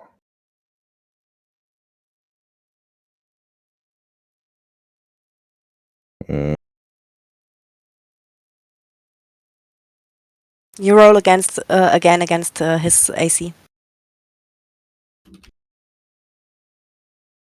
I roll again against his AC. Yep. Okay. That is a miss. And then it is Marisol, the snipper. Yeah, so the one I was planning on pounding is already pounded. Sorry. No problem at all. That's nothing better. So I'm going to shoot on the one that's trying to eat Magnus. Very well.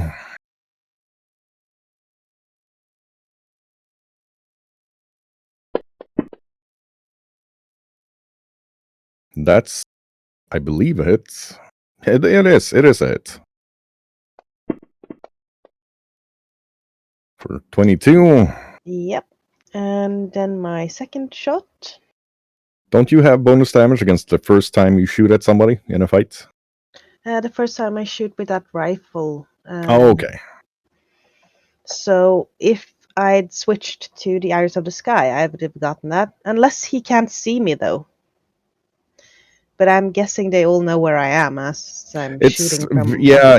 You have like little explosions and gun smoke everywhere, and yeah. Exactly. So I expected I wouldn't get that. That is correct.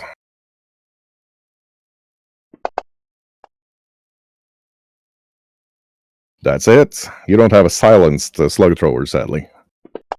Nope, I do not. Need to get Marisol an M4 with a silencer and laser and other tricked out things. Second shot's a hit.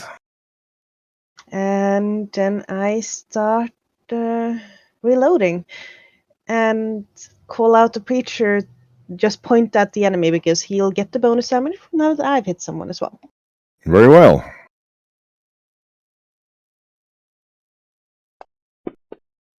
With a mighty blow, you see the wall crumble as the Unrisen punches through it. And it is... Sorry, a 5 by 5 foot crumbles, and now it's difficult terrain under it. It makes a hole for itself, is the point. And it is going to actually sprint past Estrella down to the largest cluster of enemies. We get an attack of opportunity on it. Yeah, past Sara, I mean, not Estrella. Attack of opportunity for you, madam. I believe it's weak. It's got a weakness towards you as well. Correct. That is a miss. It's too fast for you.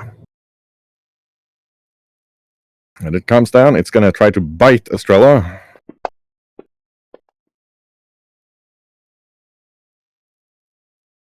I'm going to have to ask this. Are you using your nimble dodge? The sidestep is already a reaction. Well, that's too bad, isn't it? In that case, it bites hold of Estrella for 26 piercing damage, and let me just check your athletics here. It does manage to actually grab her as well. It's got its teeth locked over her thigh. Estrella took a liberating step. Ooh. Gladly. So that is 9 less damage in that case. Actually, check the rules. It's 11 because it's level +2. Okay, so it's 11. That takes it down to 15 damage. Estrella can take a 10-foot move, and she is not grabbed. In that case, I can only move where there are no enemies, right? So I can only go Correct. back. Okay. You don't really... It comes so suddenly, the magical movement, that you don't really get the chance to be dodging every which way. Right. The Shade of Ixtab keeps chanting. I'm going to need a DC 15 Fortitude save from everybody. You can see the undead are starting to move faster. No! Come on! Oh my. Estrella is drained 1 from the effects of the... Literally everything but a 1 would have succeeded. Yeah, lovely, ain't it? Ain't it cool? And the undead are moving faster again. The 2 fallen champions are just raising their shields and holding. And Mador.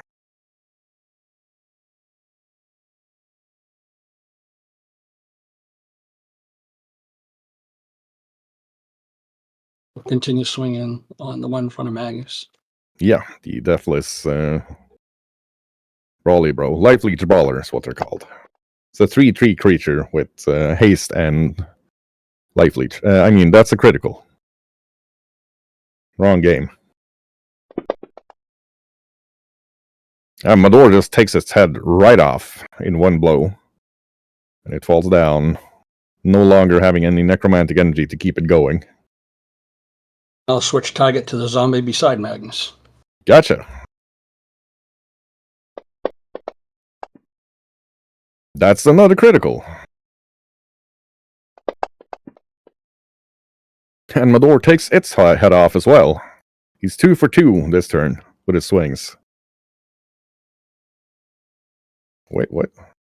There we are. The zombie goes down in a heap of rotten dead.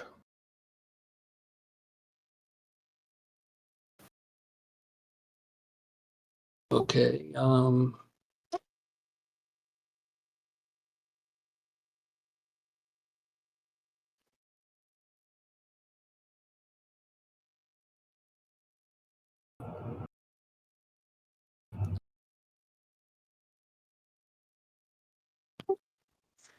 I'm gonna move up beside Magnus and in front of Adamir. Gotcha. Brace with the glaive.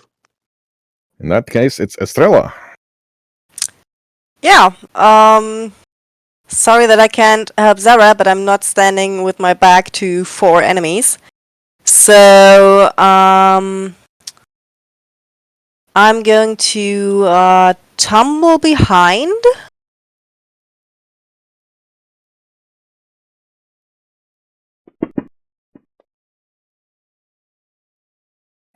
That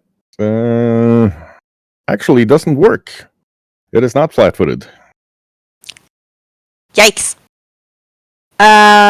Still going to do 1 attack at least.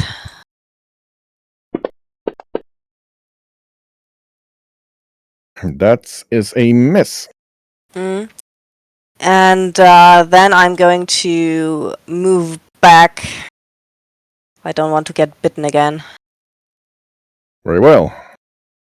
And just shouting, hurry! Odie, it is you, my man. Oh, this is getting a little ugly, isn't it? I don't know, wherever the square is up there. It's hard Gotcha. to tell where the actual squares are. And I will Ray of Frost at the commander bro that Zara's fighting. Gotcha.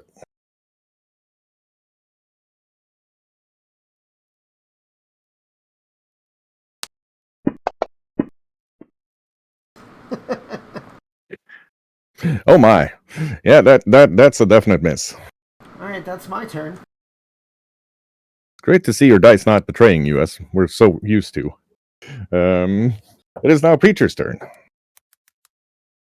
Yeah. How much of this sword song and zombies getting stronger, faster, undead getting better do I catch being the commander actually back there?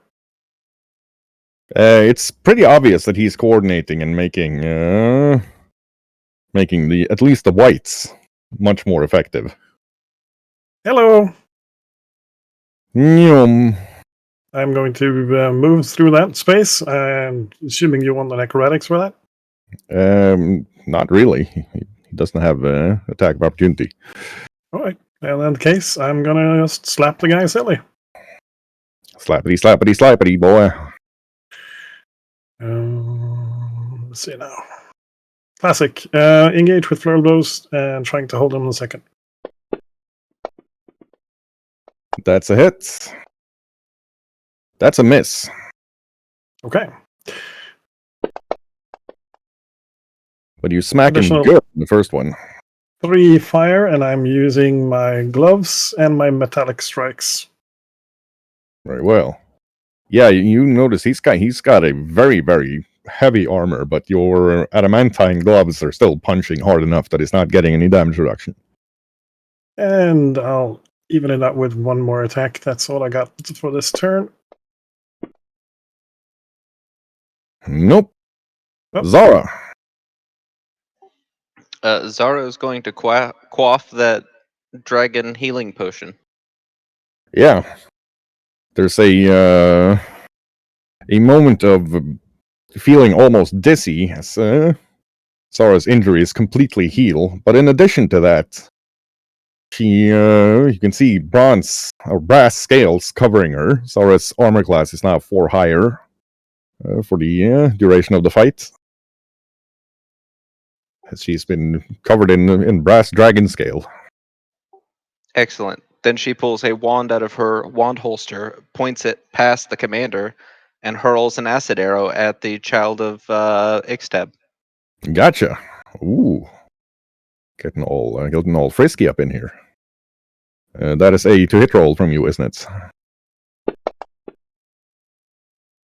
Oh boy. Oh boy.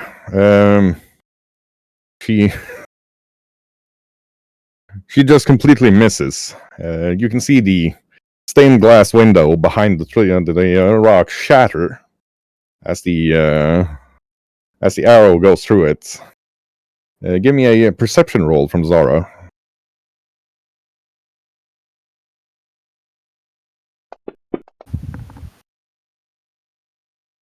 Well, she can see something out there as dropping big magical attacks down onto the city, but she can't see what it is. It's about 100 feet from the window, flying over the city. But it's due to all the flashes and smoke and magical energies, she can't get a good look at what it is. That takes us to the whites. He is more than experienced enough to see where the main threat here is, so he's going to be attacking Preacher. That is a crit, I believe. Yep, 1 crit. A miss. And a miss. That's a DC 29 Fortitude save for Preacher. Gotcha. Wrong dice. Preacher is not drained, but he hammers the sword into Preacher for 32 damage. And you can see his wounds are healing very quickly with his strikes. Edamir, it is you, my friend.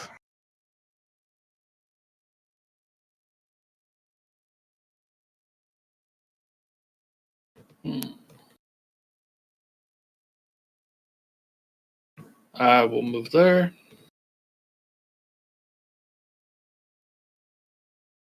And cast Disrupt Undead on the weird zombie thingy. Gotcha. What's the save on that? 27 Fortitude.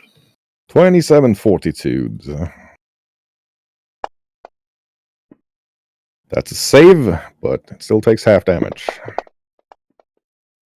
Well, you shave off some flesh of it. And that'll be my turn. It takes us to Magnus.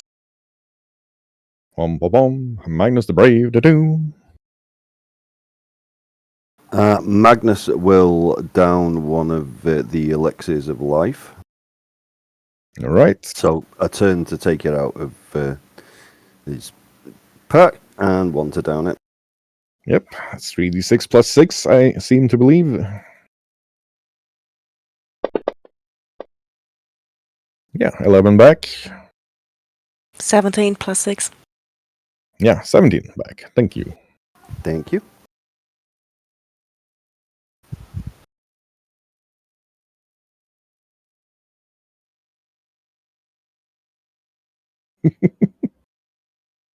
Hmm. And Magnus's last action is going to be to cast Disrupt Undead on the gentleman ahead of him. Okay, what's the DC on that? Or is it a touch to? Fortitude, DC 27. DC 27 Fortitude, you say? And that is a critical success. He actually takes no damage. Okay.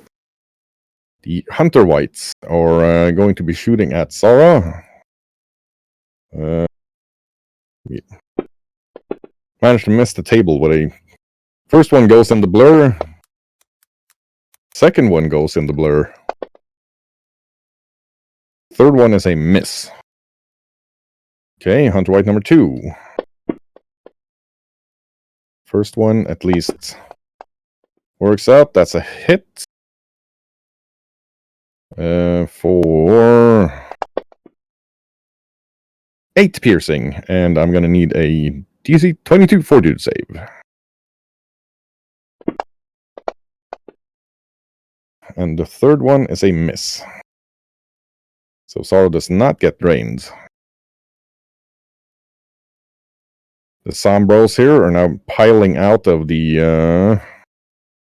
Sorrow gets an attack opportunity on the first one. No, I Falling don't. I into can only get him against Ah, unmarked yes. target. I keep forgetting. So one of them is going to try to sight the Preacher. That is a miss. One of them is going to try to sight Zara. Forgot to roll my blur. That would have been a hit, but it goes into the blur. And that takes us to Marzal. Yeah, so I have used up all my shots. So I'm gonna do something I haven't done yet. I have started the reload last turn, and now I'm gonna follow like Estrella did by running across the beams and reloading while I do so. All right. It's going to be a DC 10 athletics.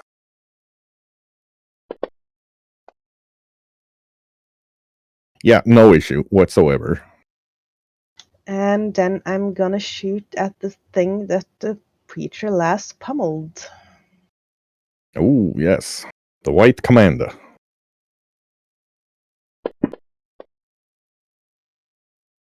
That is a hit. 27. Plus however many dice Preacher did last time. I believe that was 4, so 31. Yeah, she does some damage to it, for sure. This thing is tough, though. It doesn't look like it's severely damaged. It's just somewhat pissed off. And The that's my turn. Unrisen is going to... This thing's intelligence. It ain't too bright. It ain't too bright. It's gonna go for the closest one, so it's gonna move up and actually try to charge Mador. That means he gets his braced attack of opportunity.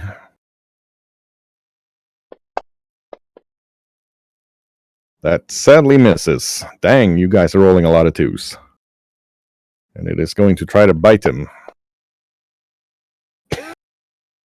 Takes itself a face full of a pillar for its trouble, actually biting a huge chunk out of the pillar, but fluffing its last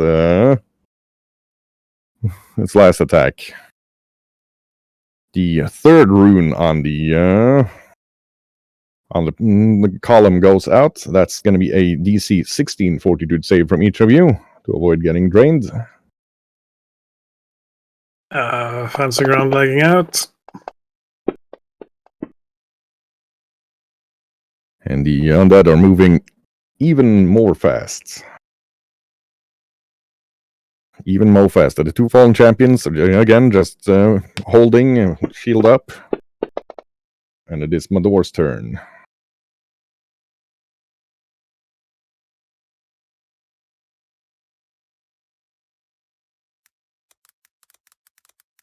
I'm switching to the fire spare. Gotcha. And, swing. Fire spear does whatever a fire spear does. Rebooting fancy grounds. Rebooting. First one's a miss. This thing is now very, very fast due to the undead energy is getting faster and faster. Second one's a miss. And I'll raise shield for the third. Gotcha. Takes us around, all the way around to Estrella. Yep. Also doing something you already know from me, trying to tumble behind. Very well. It is flat-footed against you. Perfect. Flat-footed and flanked, actually, so this is pretty good. That's still a miss. Oh, come on!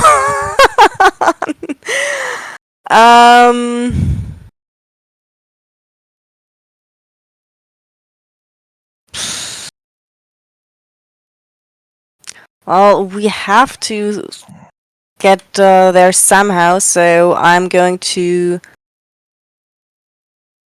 start moving up next to Preacher. We're running out of time. Gotcha.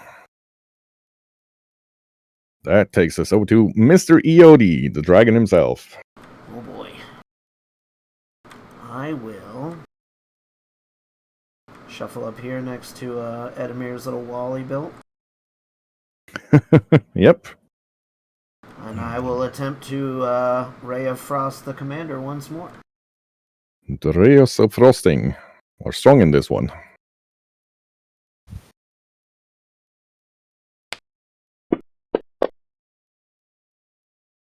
Nope. I haven't rolled over a 5 yet.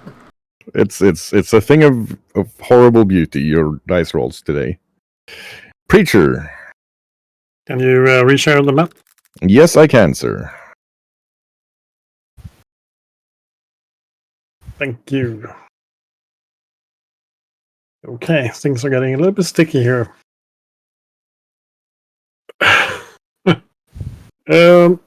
Question. Did our Yes. steam bath include a night rest? It did not. Alright. Then I'm just going to have to wail on this guy in front of me.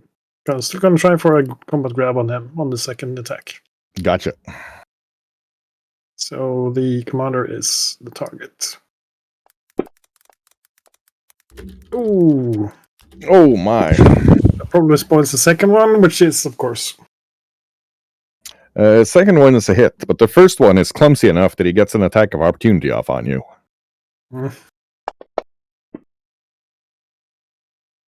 Which hits, but does not crits. That's still a nice 23 slashing damage to Preacher and a DC 29 fortitude save. And you can see his wounds again closing. But the second one, it was a hit. Alright. In that And case, he is he's grabbed. getting three fire as well. Okay. And I continue wailing. Yep. Now he's grabbed as well. That's a let's see with the grab, not a crit, but a hit. It did reduce him to flat. Yes, I'm aware. Good, solid And 28 damage, though. last attack. That is a hit with him being grabbed. Oof. For your damage numbers are not doing you any favors right now, but he's starting to take he's starting to be actually injured, even though he heals every time he smacks you. And that takes us to Zara.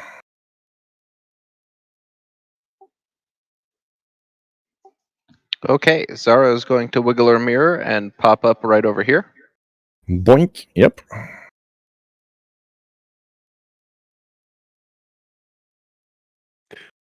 Correction. Did I hear that Marisol actually had hit the guy and increased damage numbers for me? You Yes. did. How many So- damage dice did you do? 4.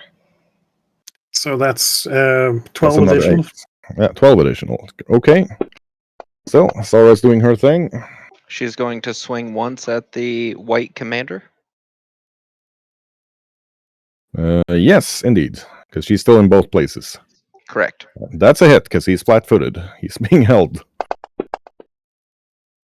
Good damage. Smacks him good. He's not slowing down, but there's some bone being crushed. Well, and some movement going on. And then she's going to run here, and the image of her that was next to the white commander is now gone. Right. Flat checks for these two, because they've been waiting for this. One of them gets an attack of opportunity off, the other one goes into the blur.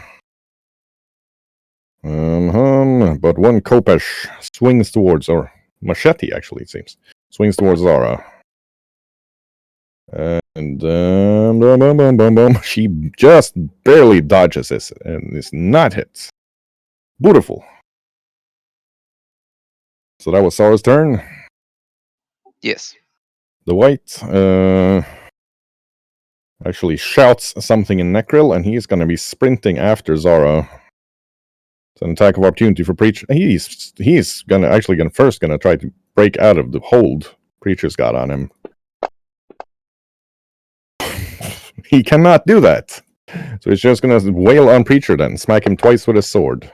I actually get an attack against him because he's trying. Go for it, sir. How about you? Okay. That is a hit, and as he rolled a natural 1, we're gonna upgrade that to a critical for you. Okay. Yeah, Preacher just smacks him in the side of the head, so you can see cracks starting to form in his skull. But he slashes Preacher as well for 23. Oof. And another DC 29 fortitude. Okay, let me sort it out first. 78 total. No, 78. Another 29. 23. 3. Still good. Huh? The critical means that I actually transfer a 1d6 of electrical to the guys on the sides of him. So they're getting 5 additional each. Yeah, those two zombie lords are slightly sapped. Zap. Well, he could not follow Zara the way he wanted to do. Preacher's iron grip keeping him back. It is now Edamir's turn. Stupid. I will move there. Mm-hmm. And sorry, Zara, but I'm going to heighten spell level 5 a lightning bolt. Okay. So that's a And DC, what, 27? 27 reflex. And I don't know if, since that guy's grappled, if he gets any negatives to it. Well, he's gonna take full damage. I'm gonna need a save from Zara. She's gonna take half damage, and the Child of Ixtab. It's gonna take double damage. Okay then. So roll your damage, good sir. Yep. You can see, Preacher's holding the guy as he's hit by the lightning bolt, but Preacher's hands are already sparking with electricity, and it doesn't really transfer over into him. I'm gonna have to roll the additional 2d12 after this. Gotcha.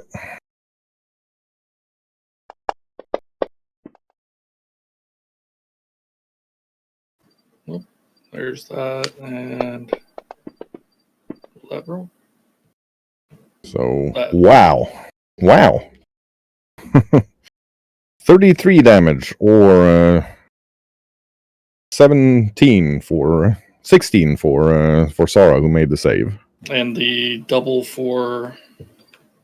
Yeah, it's actually at 66 damage to the Child of Ixtab, who did not see that the cold-blooded lightning bolt through one of her enemies coming. It's only 12 damage to me because I'm resistant to lightning damage. And that'll be my turn. Right, it is Magnus's turn then. Okay, Magnus will hit out with the Grieving Blade at that white in front of him. The Unrisen. The white's close to him, but he does have the Unrisen next to him. The Unrisen, thank you. Yes, indeed, Leo.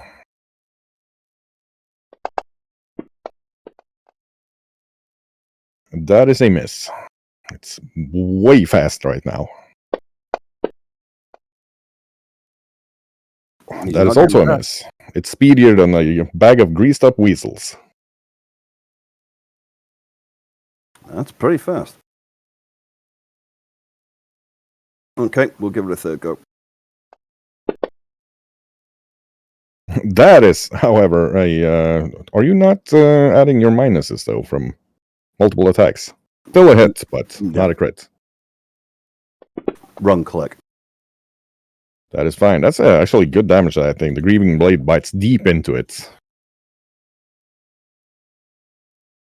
The Hunter White is gonna... this one's gonna move down. Let's see, what's your speed, Buh. Gonna move down here and shoot at Sara. They've got their orders. Kills the crap out of her blur with the first arrow. And the blur with the second arrow. That blur is really sort of like a 1 in 4 chance, and it's really paying for itself right now. Second one is gonna move down. Roll for blur. That is that is a fail. First attack hits the blur. Second attack hits the blur. Third attack hits the blur. It would only have had 2, but okay, that's not something you see happen every day. Zombies. This one's gonna be sprinting up after Zara. That's an attack of opportunity for Preacher. Oh. No, you've used your reaction this turn, haven't you? Yeah. It's just moving up after Zara, but it won't get to do anything because it's not that fast. And the second one is also sprinting up after Zara. Marzal. Yeah. So I'm seeing how hard this thing is to kill. So out of my sleeve pops the Iris of the Sky. I take the time to aim, and I swear that I will hit it. And I'm gonna go for a cold shot on that thing that Preacher is currently holding. Okay, see if you set yourself on fire again. Yeah, that wouldn't be the first time. Not too long since you did last. Well, looking good. Oh, wow! Marisol catches fire. Woof! Oh, for the love of all that is holy! I'll try to put myself out. Twice in 2 sessions. It's just straight up impressive. But she does manage to put herself out in the first go. Right. The Unrisen is going to do an agonized howl. That's a DC 30 basic will save for Everybody except for Zara.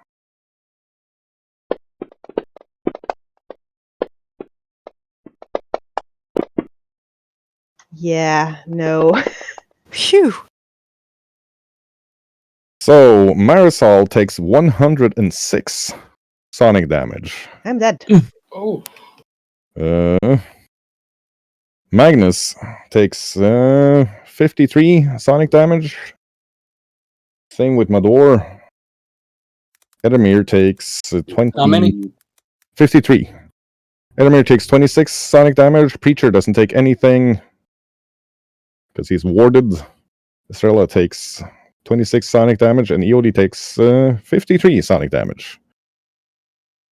You can see Marisol slump up on the beam, completely knocked out, and over into dying 1.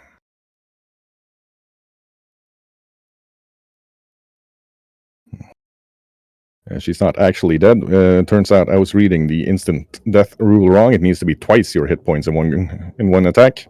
But she's definitely dying 1. Who did this? The Unrisen. Mm-hmm. Dying. There we are. Dying 1 on Captain Marisol.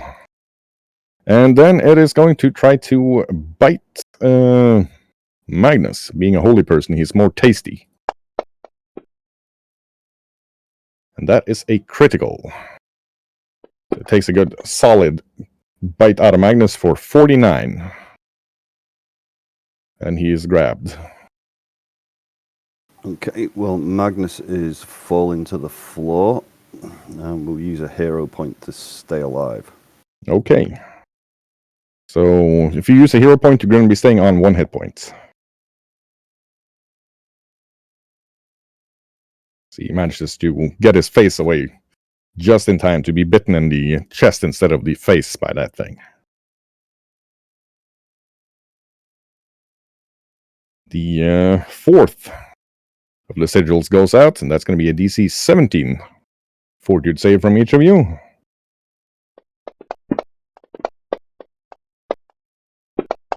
fortitude or will? Fortitude. Right, everybody's fine. Should I roll one as well? Seeing as I'm dying? Yes. You're still being drained. That would have taken you to dying 2 if you failed it. Right. The Fallen Champions. Home, home, home, home, home, home, home, home. Are actually going to... they can't get in the door because the freaking zombie wasn't dumb enough to block it. They're gonna hold and ready weapons. Raise shield. Wait for the zombie to die. Mador. All right. Attack. Whack. That is a hit. It's with a fire one, by the way. Yes.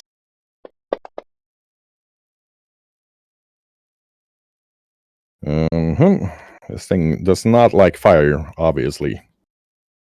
Second But it attack. doesn't go down quite yet. Second attack. That is a miss.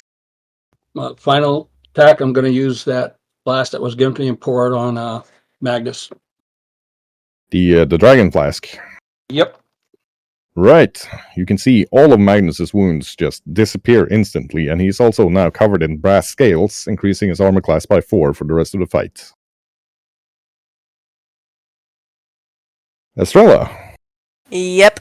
Estrella sees Marisol fall, runs up to her, dropping on a knee, grabbing into her. Marisol is up on one of the roof beams.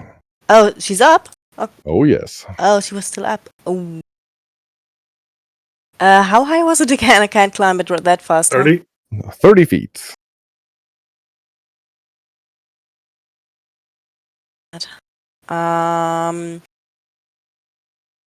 What was the height again that you can jump normally?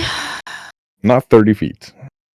No, but I get a bonus from my boots. That's why I'm asking what I have to get? Gonna see what a running start with the boots. It's gonna be a DC 28 acrobatics or athletics to get up there and with a jump. Yeah. I get 3 feet higher jumping vertically with the boots, and a +2 item bonus to the check. Mm-hmm. I am definitely going to attempt it. No, gonna be a DC 27 with the extra height from the boots. So a 14 or higher. Come on, come on, come on, come on, come on, come on. Damn. Estrella almost reaches and then thump, falls to the floor. There are no cracks to hold on to, huh? There's nothing to hold on to. You need to get up to that beam if you're gonna jump. Yeah, but there's also a column, so if I'm jumping up there, I will be next to the column. Can I grab a hold to the column?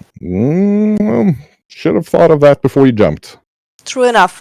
In that case, I will jump again and try to grab on there. Very well. I need to get up and help her. Oh, I actually make it? No. This What? Why did I roll a canna? That's stupid. that's okay. we know what the dice and the bonus is. That's the 29. But you use 2 actions to get up there because your speed's not that fantastic when climbing. Yeah, so third action will taking out her flask, and I Yep. can give it to her next round. That you can. It is now Miss Iodi. See, also going to lightning bolt. Yeah, I rolled a 4 and a 5. I still haven't rolled over 5 yet. I am going to... I'm going to cast Dimension Door into this corner over here. Okay. Iodi just materializes. I'm going to ready the Wand of Crackling Lightning for next turn. All right. Give us a perception check on Iodi.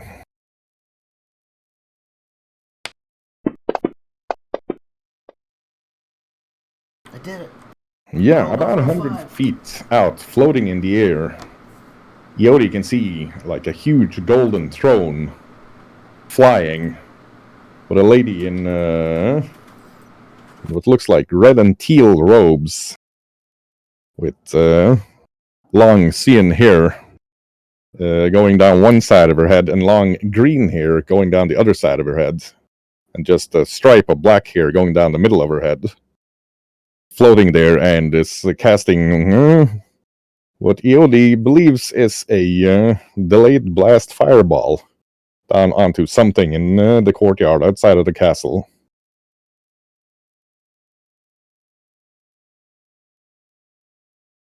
It is now Preacher's turn. Wow.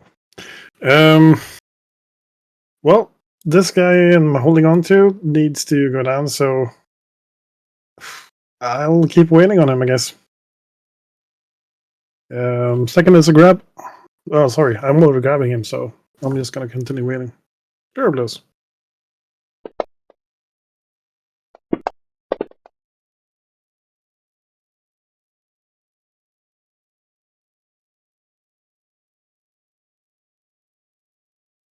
That first one's a miss, second one is a hit. And we go for this. 3 additional for Aura Fire. 30 damage. Okay, this thing is now actually starting to look really, really injured. And second attack. Probably miss too. And that's a miss. And last one. Oh, the 2s. Another miss. I'm done. Zara. It is you. Excellent. Zara is going to make an esoteric lore on the child.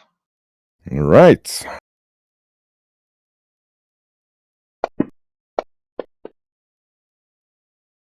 $28. Yeah, this is this is not the same thing you saw last time. This is now a child of the one that is many, or the mistresses, been enslaved by a greater power. But it's still working on destroying the magical column. usual undead immunities. Death, effects, disease, paralyzed, poison, and unconscious. It's got very weak to positive damage. And Zara is also aware that these bastards have a tendency to explode when killed. Just to really fuck with people, in addition to carrying a plague in their scythe and having lots of spellcasting capability. And all sorts of shenanigans when it comes to racing and commanding undead. And then she moves up, I assume. Then she moves up. She now swings against that positive weakness. Ooh. And she swings at the child. Shadow Talon coming up. That's a hit. This thing is actually taking a fair bit of damage from Edemir's lightning bolt, you can see, but the blow from Plus weakness.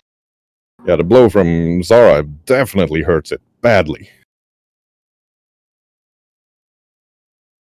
It is now the commander's turn. He's going to try to tear himself loose from Preacher again. My lord. And he doesn't manage to do it this time either. Reaction smacked. That's it.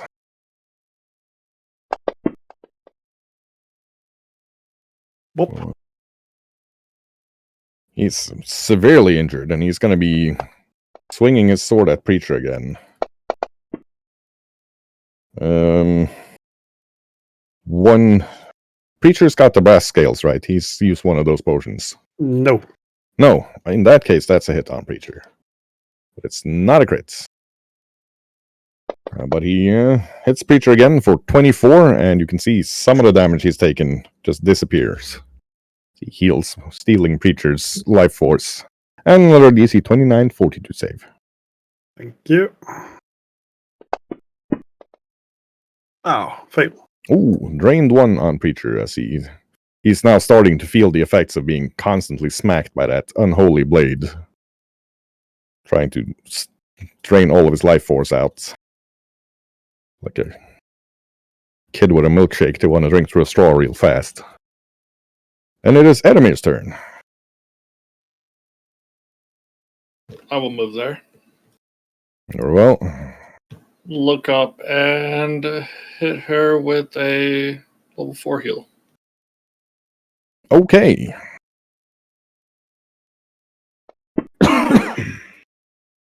That is 55 back to Marisol. I take a sharp breath and look down. Wow, you're getting all the pets tonight. And that will be my turn. All right. Excellent. Magnus. Okay. Magnus is going to smack the... I've forgotten what his name is again. With his grieving blade. That's a hit, sir.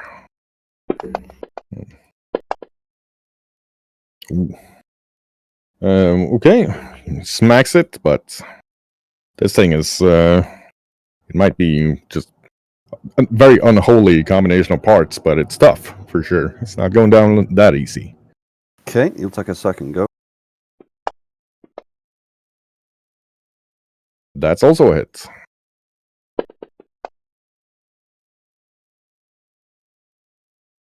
Okay, 2 good hits. Third action is going to be to cast Guidance on Mado. Okay. Look at guidance here real quick. +1 to 1 attack roll, perception check, saving throw, or skill check. Okay. Yep. Nice. That is my turn. Very well. The Hunter Whites don't really have fantastic targets right now. They're going to clamber onto the walls to get up into this room. But they don't get any actions. They're just kind of sitting on the spider-like on the walls, about 10 feet up. This zombie is going to charge after Zara, same with the other one. They don't get any turns because they're slow. That's Marisol. Yeah. So I'm gonna pick up my dwarven rifle because my iris of the sky is still glowing. Mm-hmm. And then I will shoot at the thing that's still by Preacher.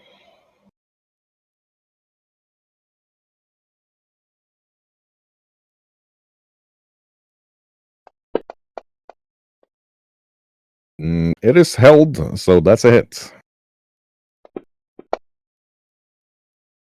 And that's how many dice did Preacher roll? 8, I think. Okay, so it's going to be 27 damage.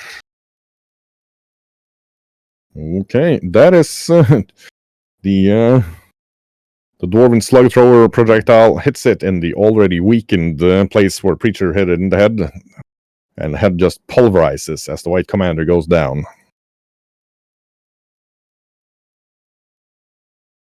Well, then I will lift the rifle and I'll shoot at the closest of the guards. Very well.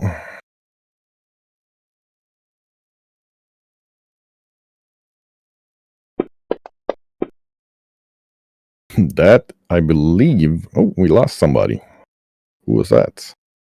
That is not a critical, but it's a hit. Quinn, back in. And Quinn is back. The slug thrower's projectile goes into the shield. You can see it cracking a lot, but it's not fully destroyed. And then I'm gonna raise my shield for the last action. Where? You have a shield? Okay. I have a spinning shield stone that'll activate the shield spell. Shiny. Okay. The Unrisen is going to be going for Magnus again. Tries to bite. takes another mouthful of pillar, and it's going to be flat-footed for the rest of until its next turn. The child is first of all is going to roll to keep that concentration of destroying this thing going, and it fails. You can see one of the glyphs lighting up again as it loses a focus on its ritual. It's gonna turn around and try to touch Zara. That is a hit for 13 negative damage and a DC 26 fortitude.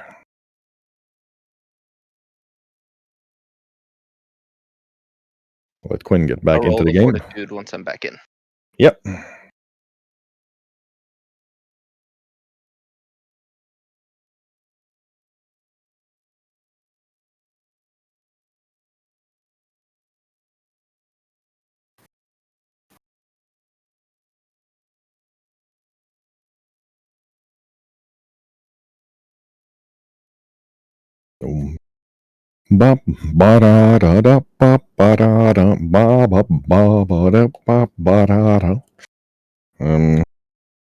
Hopefully not too far away, because I don't know any more of that I'm at song. character selection.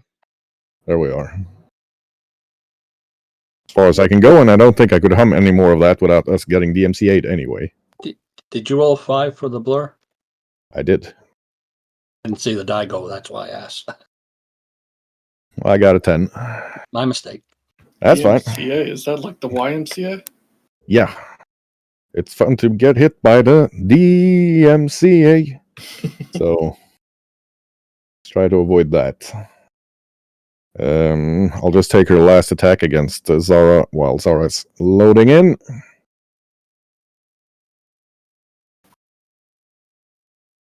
He's going to try to smack her with his sight as well.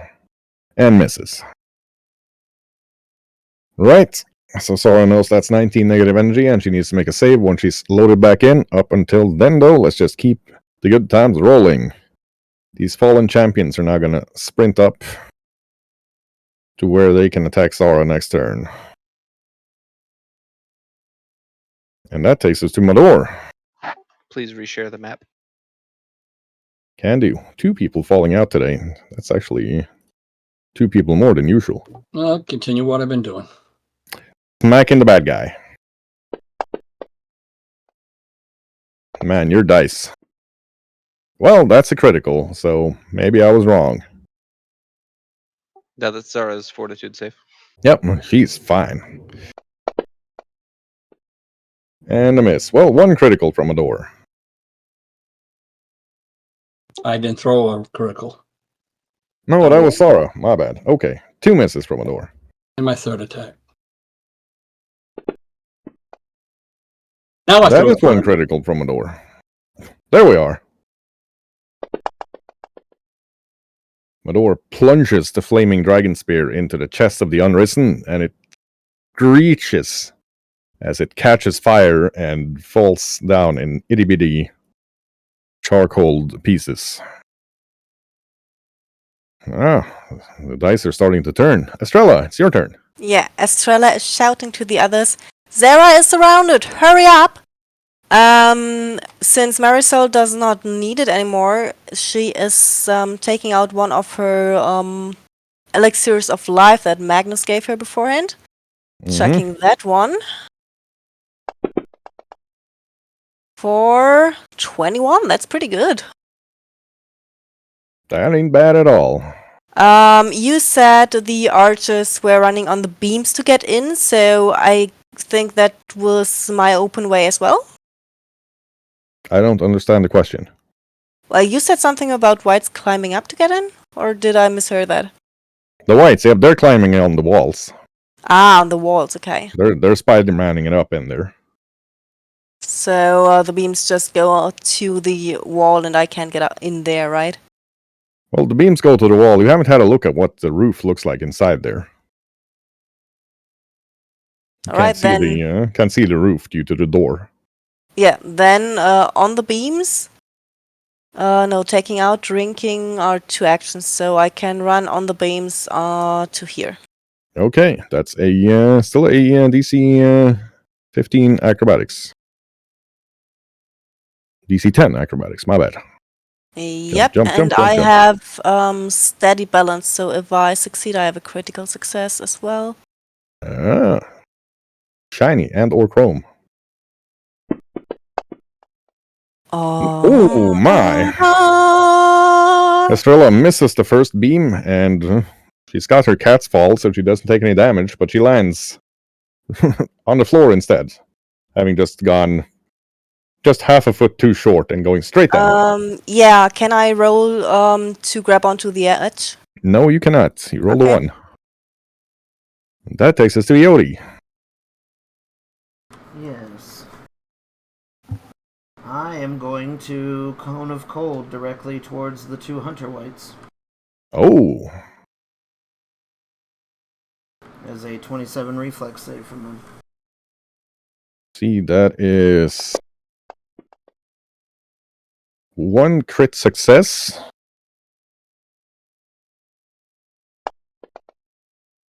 And fittingly enough, 1 crit fail, so that's double damage. Ooh, that's a lot of dice. Holy crap, that's 198 cold damage. Yeah, that Hunter White reaches minus 400 Kelvin before it even realizes what's going on. That was the crit roll, Shoggy. Okay, Still, it is frozen completely solid and just shatters into dust as it's been instantly freeze-dried and then falls to the floor. And then I will move to here. And that is my turn. Oh. Very well. I'm going to need 1 minute a break because it's been a long time since a bio break and a lot of coffee for me today. I'll be back in just a moment. Preacher's turn next. You can think about what you want to do. Absolutely. Cone of Cold does that much damage? 12d6? Yeah. Jesus. That's strong. 12d6 in the crit. Yee. No, it's 24d6 on a crit. Yeah, that's why when Leo got hit with a cone of cold, he died. Yeah, he critically failed. Indeed. 12d6 is a lot of d6. It's more than a lightning bolt. And you rolled pretty good as well. It's higher I level see a lot of high numbers in there. It's higher level than lightning bolt. So What level did you cast it at? it's a level 5 spell. So 6 sixes, a few 5, and only 3 Yeah. ones. That's a really good damage. When I look at it, it only says 46 for level 5. I mean, you can see my character sheet on the thing. It definitely says 12d6. Yep. Nice. But lightning bolt's a level 3 spell, so it should do more damage than lightning bolt. Upscaled lightning bolt does A lot. Yeah, I casted it at level 5, and I only did Should be 60-12. Yeah. But Ed, seriously, you can't let anyone else be a hero, huh? Moment. I got a heal. Before Preacher's Dead. turn, I'm going to need an Arcana roll from Iodi.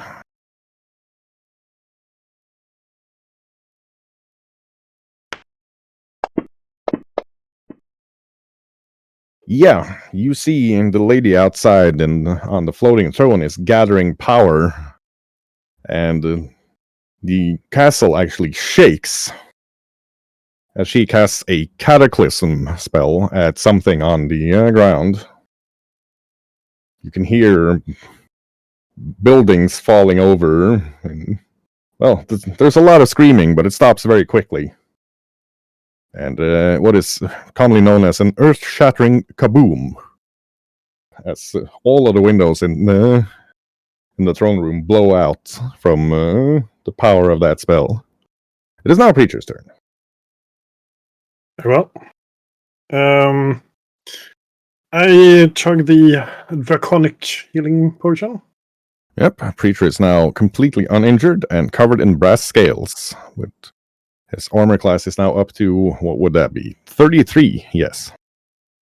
Excellent. And I activate Envision my quick run shirt, so I basically do a shuffle of my feet, and unless I am mistaken, I can now run 110, which means I can get behind these two guys.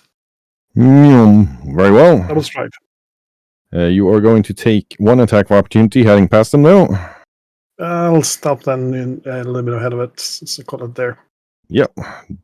That will not be an attack of opportunity. Very well. And basically just do regular attack on them because flurry is a flourish, and I did a double stride, so. Very well. Punchy. Oh. 32. That is a hit. He's got his shield up. Roll your damage. He no longer has a shield, as Preacher just smashes that shield to bits. And there's 2 spillover damage. Then I'm done. That takes us to Zara.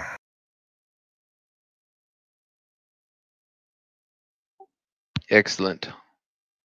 With a flick of her mirror, Zara is going to be standing here. Very well.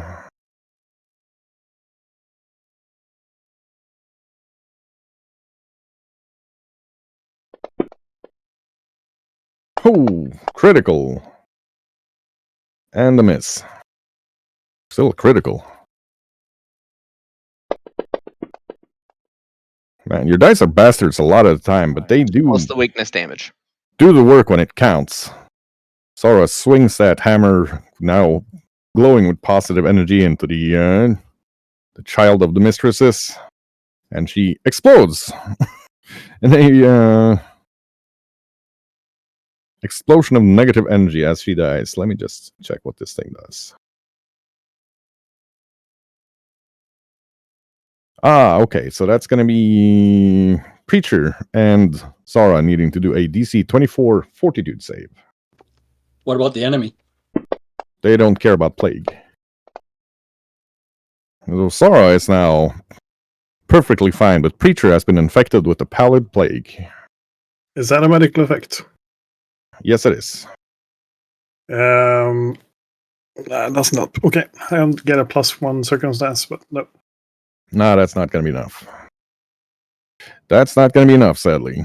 Okay, so creature has been destroyed. You see another one of those sigils go bonk as the warding stone starts powering up again. Edamir. I will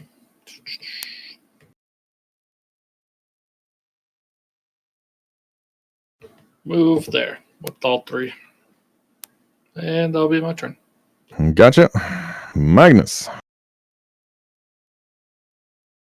Okay, Magnus will run past Marisol to there.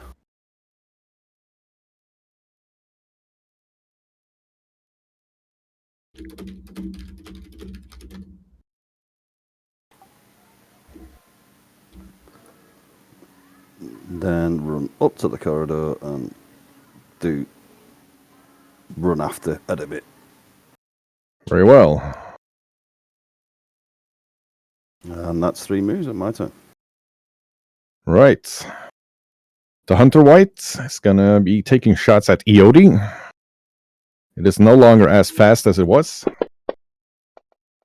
And that is just plinks off of Eodi's scales. First arrow. Second arrow also plinks off of Eodi's scales. And the third arrow goes into the back of the zombie. Damn. Speaking of zombies, it's their turn. They're both going to go for Zara. Moves up. And attacks with its scythe. That is a miss. And that is a miss. The other one moves up to Zara. Attacks again with its scythe. That is a that is a crit miss, and it actually manages to yoink the other zombie lord off of its feet. As it swings to the side and tries to hit Zara in the legs. Takes us to Marisol. Yeah. So I'm gonna jump over here.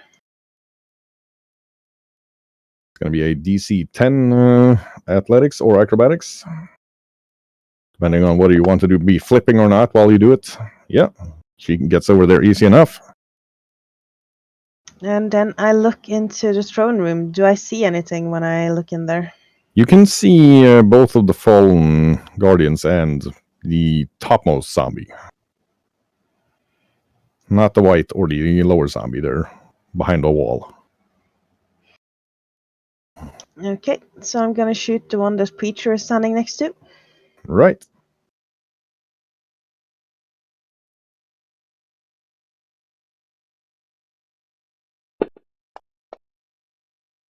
That is a hit.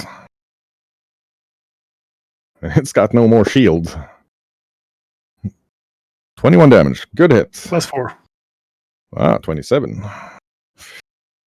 27, 25. Yes, Matt. Me and Matt aren't good friends. But still, yeah, she injures it. And then I'm gonna use my last action to try to get down to the floor. Okay, so that's going to be a... you can either drop and take the fall damage, or you can... I'm gonna do a try DC to 15 slide down the climb. pole or climb or whatever. But yeah, that's actually going to be DC 20 climb to get down on the marble pillar. It's not really made to be easily climbable, Yeah, but Marisol manages to works. slide down. Very well. Fallen champions, they're just both going to go on Preacher with their machetes. Machete kills, but bounces off of its brass scales with the first hit and lodges the machete deep into the marble pillar next to Preacher, actually breaking the machete on the second attack. Lovely. This one's going to move up. It's going to try to machete Preacher again. That is a crit miss, and it also breaks its machete on the pillar. Man. Mador. I'm gonna move up here until I can see inside the throne room. Right. Then I'm gonna dimension door. Up, yeah, can get you 120, so that is just 5 feet too far. But then again, you could have moved 10 more on your turn, so we're gonna say that's perfectly fine. Mador, steps into a doorway and appears behind the fallen champion.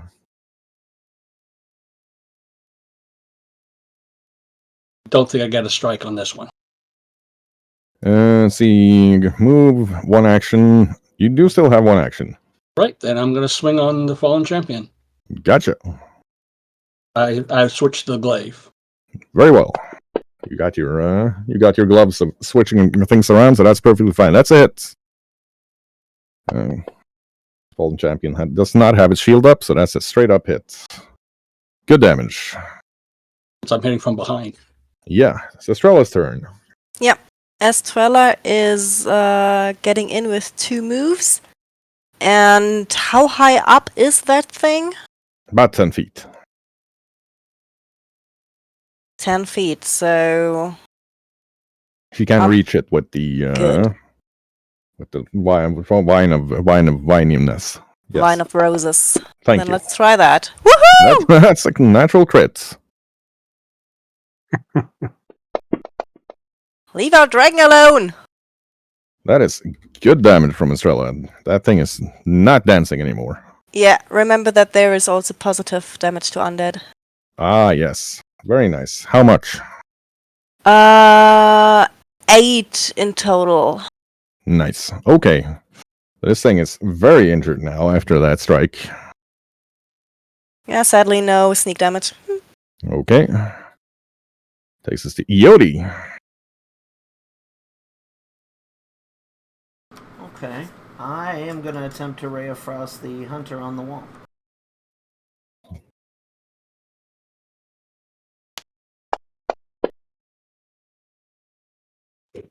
That's a critical. Iodi instantly freeze dries that one as well, and it falls down in a puff of dust. And I'm going to slide over there, and that'll be my turn. He basically hits it with a ray of frost and turns it into an MRE ration instantly. It is Preacher's turn. Okay. I'm gonna keep on. I'm gonna switch targets to the guy that is engaging me between me and Malor, because hopefully he will get his back turned to either one of us. Okay. So let's see if I can do a flurry, and the second one is a grab.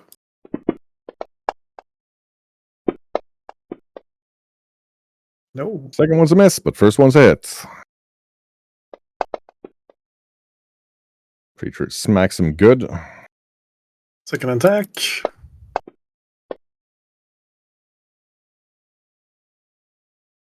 Okay. Hit miss. And that is a miss. Third attack. Fist to the face. Fist to the face, that's a hit. Preacher uppercuts that creature for a good amount of damage. Another 3 for my fire. Very well. That takes us to Zara.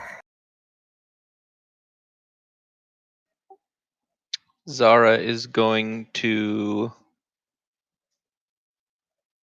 esoteric lore the zombie.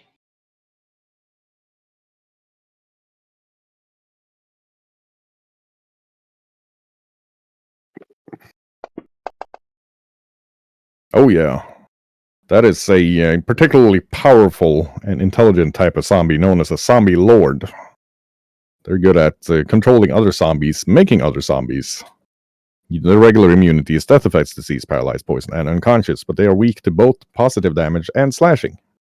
They do have some interesting spells, but And they are good at commanding zombies. Zara has sympathetic vulnerabilities, so they are now both weak to her. Weak. She triggers both of their weaknesses to positive. Okay.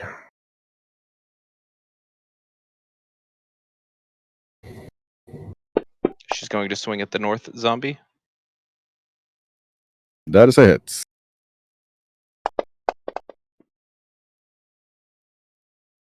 And she smashes it to the ground. It crumbles to nothingness from the positive energy damage.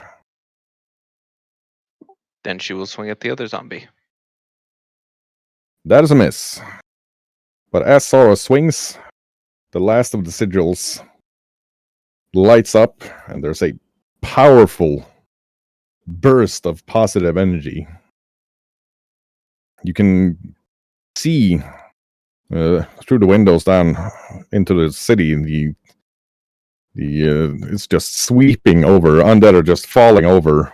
Sunlight is starting to stream in from the cloud cover that's been just swept away, yes, by the hand of an angry god. Yeah.